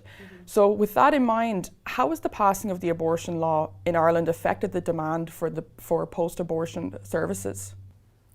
Yeah, well, Megan, as predicted, we knew that those services or demand for services would increase, and that's all come to fruition. Every week we're contacted by new clients looking for post-abortion support or healing or care in some way or another. So we're, saddened to see that women have been hurt by abortion, like we knew they would. But also, we are relieved when we see those messages and emails coming in that women are finding the courage to reach out for that support. From the very, very beginning when Gianna Care was established, we knew that we needed to make post-abortion care a priority, and we did that from day one. When we set up, we were the first organisation in the country to have a post-abortion support group. So due to COVID, unfortunately, that had to stop, but we're just finding ways now to restart that again safely. But for now, we have counsellors, our dedicated team of counsellors, ready to help those women on their healing journey. Just another interesting thing just to mention, Megan, a lot of people might not know that we're often contacted by government agencies to support women. So we'll have social workers, different agencies around the country, they're government run, to support women in crisis pregnancy. Now, it could be just something practical that they need for their baby, some kind of support emotionally, one of our client support workers to link in, but this is a regular thing that is happening. It is an ongoing service that you provide. It's definitely not just up until the point of birth, and then, yeah, that's amazing. And we're happy to provide the service, but I think it just shows a gaping hole where the government haven't filled in the gaps. They were very quick to pass the abortion legislation, as we know, it was railroaded through. But where were the supports for the women? And now we have government agencies turning to us, looking for us to fill in those gaps, which we're very happy to do. Of course, yeah. But we're a small enough organisation. No, you're right, yeah, definitely. It's definitely, the gap is shown there. I mean, they seem to be happy to help you if you want an abortion, but then if you want to keep your child, there's very little from the government that they can actually help you with, unfortunately. And so it's a really wonderful service that you guys provide, a much needed service, and please God, you'll continue to grow. And as you know, a lot of pro-choice campaigners like to say that agencies such as yourself are pro-birth. What do you think about such a claim? Yeah, I think we know what they're trying to insinuate there, is that we are helping women and get them to birth and they have their baby and that's it. But that's not how things are in reality at all. When a woman comes into Gianna Care, we sit down with her, we find out, as you said in the beginning there, the barriers, the obstacles to her, keeping her baby. Every plan is very individual. It's tailor-made to suit that woman. And we're with that woman for as long or as little as she needs or wants us there. That's after the birth, right up for as long as she needs us. We put plans in place, whether that be financial help, practical support, emotional support is a big one. We have client support workers who are assigned to each woman if that's what she wants, and they'll be with her all the way through. So I understand that Gianna Care has quite a milestone coming up as well. Yes, we do. In September we'll be open 10 years. So it's a huge milestone for us. Of course, COVID is going to impact on our plans for celebration, but it'll be an online celebration, so we'll definitely mark the occasion. And Megan, I just want to take the opportunity to say that we couldn't be open the last 10 years without the support from people, without our dedicated volunteers, without everybody who just keeps the wheel turning every day in Gianna Care, because we don't close. We're open 365 days a year, 24/7. But in order to do that, you need amazing people who are given of their time freely, and everybody who supports us to do that. So big occasion coming up, and we're absolutely delighted to be celebrating 10 years. Wonderful, yeah, that is definitely a huge milestone, a much needed service. Yeah. Wonderful. And I'd say the women coming to you for help really appreciate the fact that you were literally open 24/7, 365 days a year, as you've said. Yeah, absolutely. I mean, a lot of services, are open 9 to 5, and we understand, like, that's normal life, but we just realise that often it can be in the middle of the night when a woman is feeling so alone. Days, time can be very, very busy. There can be small children, there's jobs, there's demands, and then during the night her situation hits her. So, recently we had a woman reach out to us, a really young girl. She's a student. She's living away from home to study, and she needs to stay where she is because of COVID, and that she can't go home. She needs to stay and study in the county that she's in, but it's not where her supports are. She reached out to us really late one night, actually on live chat. She discovered she was pregnant, very, very little support. Her boyfriend, very much pushing her in the way of abortion. She didn't know what to do. She reached out to us, thankfully. We were able to put supports in place straight away for her. We linked her in with our client support worker, who meets her at least once a week in person and then talks to her every other day on the phone. Another thing that she was suffering from, which I think complicated things, was severe sickness in pregnancy. The medication for that, just on a side note, is very, very expensive, and it's not covered by any drug schemes. We're able to get her a prescription for her medication. We covered the costs. Immediately from taking the medication, she felt physically better, which helped her mental health as well. We have our client support worker. We helped her financially. We're helping her with her accommodation needs at the moment, and things are really, really improving. And she's looking forward now to having her baby. And I suppose that's a perfect example of the barriers and the obstacles in the way that can really affect the way a woman views her pregnancy and her unborn child. And the fact that you're able to help her with that is absolutely amazing, phenomenal. Well, thank you so much for being here, and thank you for coming to the Rally for Life this year. Thanks for having us. Thanks for watching. Don't forget to share the Rally for Life across all your social media channels.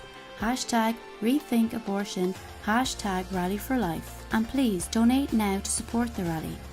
Stay tuned for more. So we're coming up to the final speaker. We'd like to thank everyone for sticking with us so far. We hope you've had a very interesting evening, and we want you to keep sharing the link. Please do. We've got another amazing speaker still to come before the end of this Rally for Life 2021.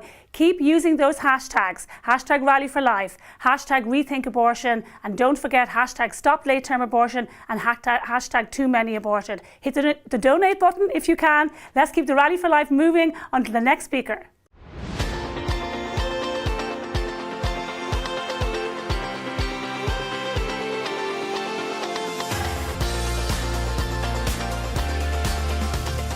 So one of the great things about organising a Rally for Life in Ireland is that you eventually get to meet up with people who are doing Marches for Life or Rallies for Life in other countries. And one of the most enthusiastic and exciting events that happen every year globally is the March for Life in the UK. And we're delighted to have here with us now Ben and Isabel to talk to us about the March for Life UK. Hi guys, you're very welcome. Hello Niamh. Hello. Great to see you. I love the gear, love the Choose Life t-shirt. Well done. Love it. And you know, can I start by saying I remember when I first met you and the March for Life was an idea that you had. I think it might have only been 5 or 6 years ago, but it was just an idea then, like a germ of an idea. There hadn't been a March for Life in the UK for decades, absolutely decades. And you went with the idea and you brought so much energy and enthusiasm to it that you've made it this huge national event now. Can you tell us something about that? Yeah, sure. Good question, Niamh. I mean, before we started March for Life, for years before that, we'd been going outside abortion centres and talking to women there and offering them alternatives. I mean, we both believe very strongly in the power of public witness. And I think actually, even when you're talking to abortion supporters, they believe very strongly in the power of public witness, hence the fact that they're always trying to ban us and move us away from the clinics or move us out of the towns and interrupt our rallies and things. And you're going to know yourself, Niamh, that when you're doing this work day in, day out, week in, week out, there's a lot of obstacles, a lot of challenges, you're often being misrepresented or even lied about, and you need to believe in it really passionately to make it succeed. It needs to mean something to you personally. And I think the fact that even now, I'll still go to the abortion centre every week to talk to the women there, that keeps it real. You connect personally with those women, with the problems that they have. Their problems become your problems when you're talking to them, and you can see them going in visibly pregnant, and you can see them coming out being sick in the gutter and that empty look in their eyes. Or sometimes you see them and you manage to get them to look at alternatives and they keep their baby, and then you get the joy of seeing that child. I think that keeps it real, and that makes you want to give it 100%, and that's ultimately what makes anything succeed. Yeah, absolutely. And one of the great things I think you've managed to achieve with the March for Life UK is that you've built this huge sense of national unity around the march. And it's wonderful to see it. When you look at it, either when any of us have been over there with you guys, or when you look at it in social media and in shared events, you see that all of the groups are coming together for the March for Life UK, and it's brilliant to see that unity and that kind of energy. Can you talk to us about that? Like, how did you achieve that kind of unity, and why is it so important? Yes, Niamh. So unity is really close, really a close thing on our hearts here at March for Life. I think we are only as strong as we are united, and our weakness is in our division. And when we first started March for Life those few years ago, we recognised straight away that the pro-life movement here in the UK is desperate for something to unite all these organisations. So we made that one of our key aims. And look, it's no great secret that over the years that the movement and the organisations in the UK have not always seen eye to eye.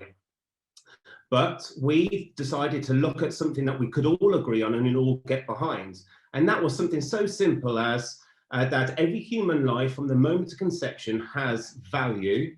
Abortion ends that life, and therefore our lands needs to be rid of abortion and the stain that it leaves.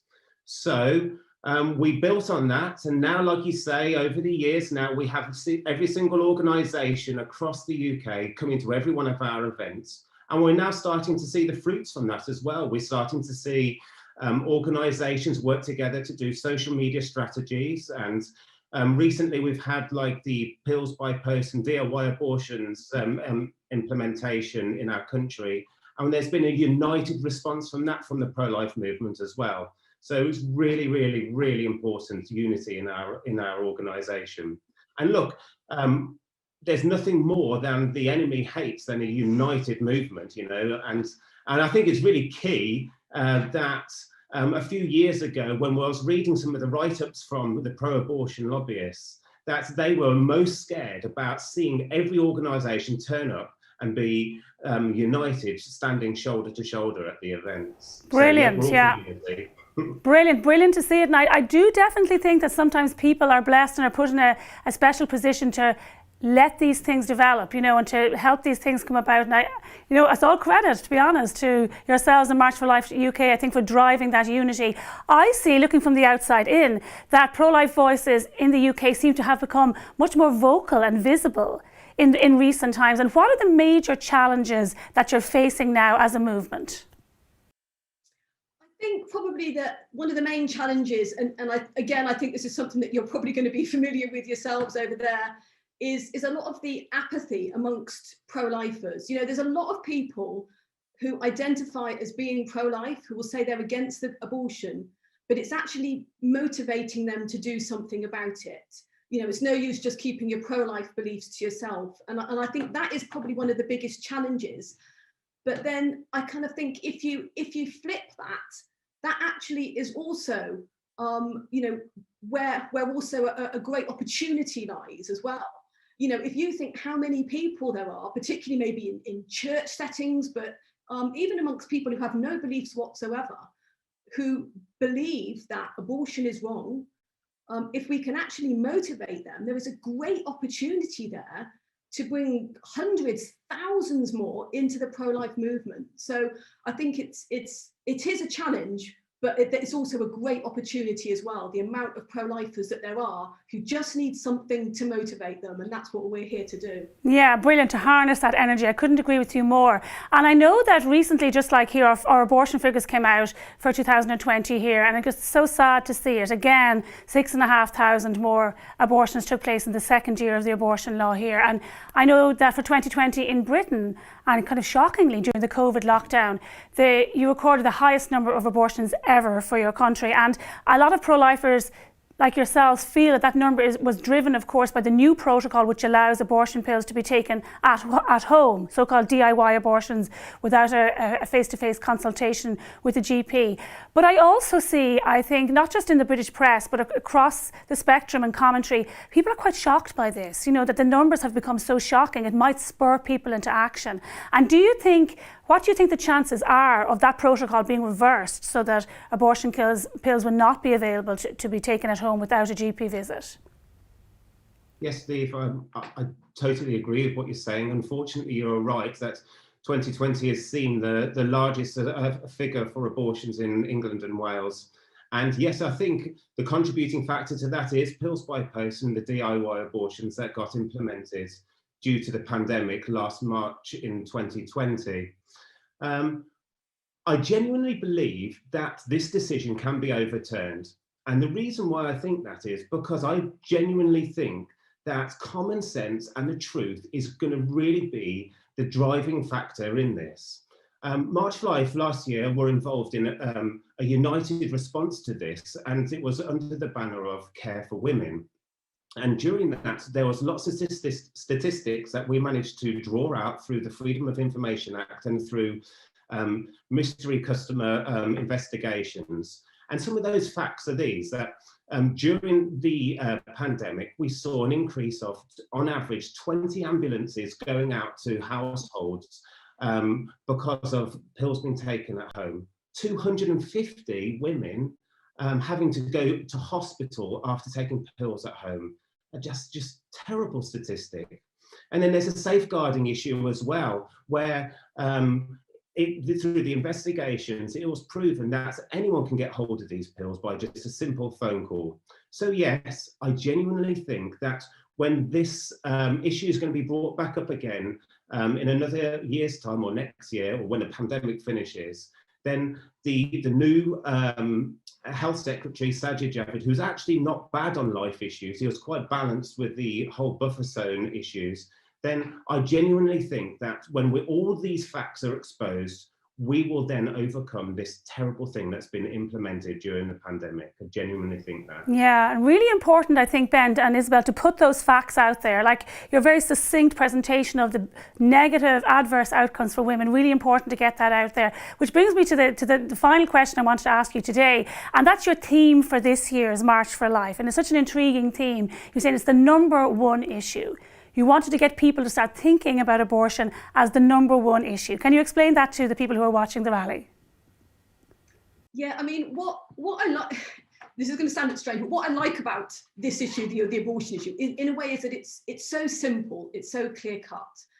You know, anyone can understand that killing little children is not an acceptable way to solve any problem, no matter what that problem is, no matter how serious.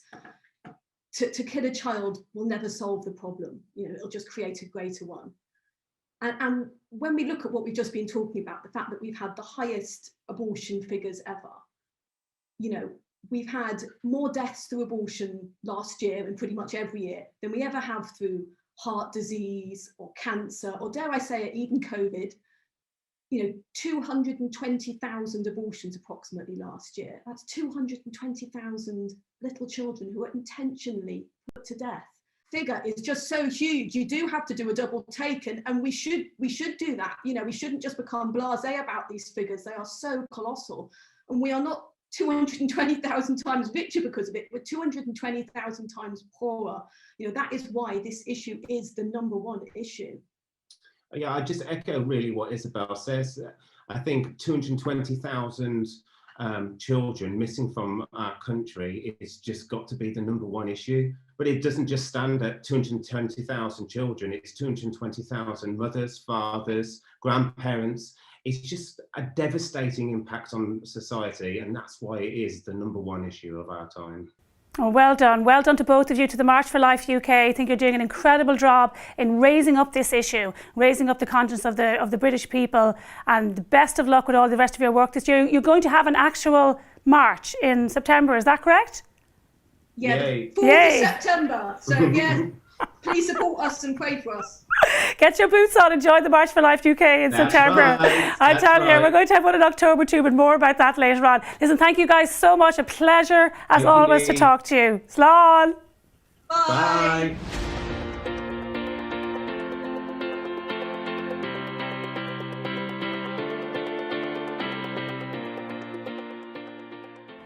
We all know that part of the work of the pro-life movement is creating a new generation of pro-life activists who take up the baton of trying to create a culture of life. And so now we're joined by a number of young people who are doing just that.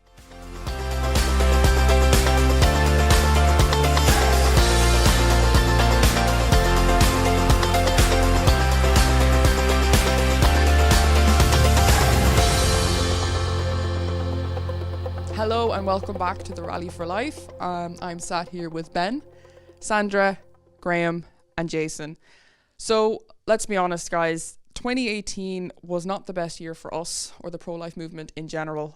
We lost, but most importantly, babies lost the unconditional right to life, which means that the battle is not over. So Ben, with your obvious work in the media, you come across a lot of statistics and everything. So what have you seen so far? Well, the latest statistics that we now know that have been released by the official sources is that 13,243 unborn babies have been aborted since the repeal of the 8th Amendment from the Constitution, which is a really astonishing figure. And I don't think it's what anybody had in mind when we heard from people like Leo Varadkar and Catherine Zappone and so on, that this was going to be a very rare thing, you know, safe, legal and rare. This was the mantra that we heard, and we now know that that was categorically false. I mean, I wouldn't call I think it's an average of about 128 babies a week that are being aborted, something around that. I wouldn't call that rare. I don't know about you. So this is the kind of thing that's happening in our country right now as we speak, and so few people are talking about it. The media won't really report on it. It gets kind of swept under the carpet, and you just have to wonder if ordinary people were to hear about these kinds of figures, how it would change their perception of abortion and what they were told during that 2018 referendum. It really does make you wonder, are people aware of what we're after voting into law in this country? Yeah, I really agree that people will find those kind of statistics very shocking.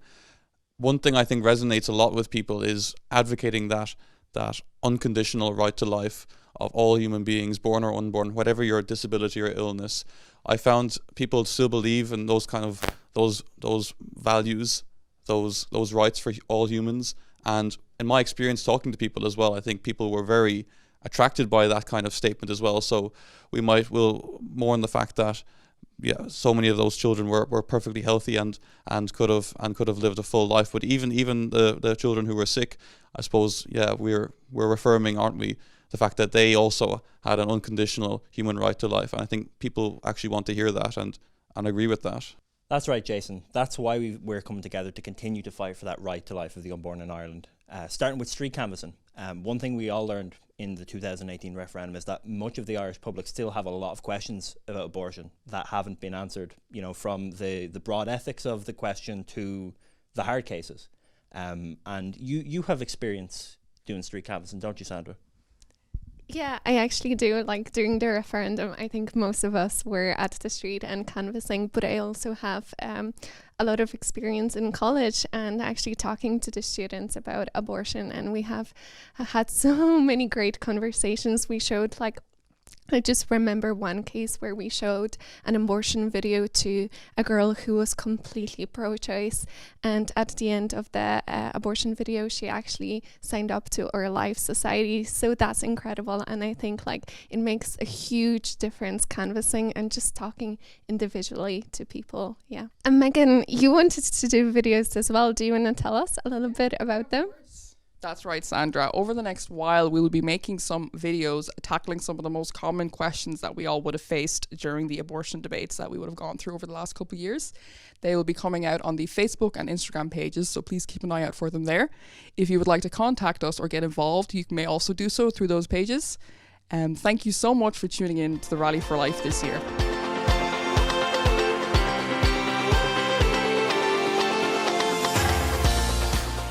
And it's a wrap. Rally for Life 2021 has come to an end. Thank you so much for being part of it. We hope you enjoyed it, and please continue to be part of this campaign. It's never ending and it needs your support. We'll be in touch with you about the Rethink Abortion campaign over the summer. Be part of it.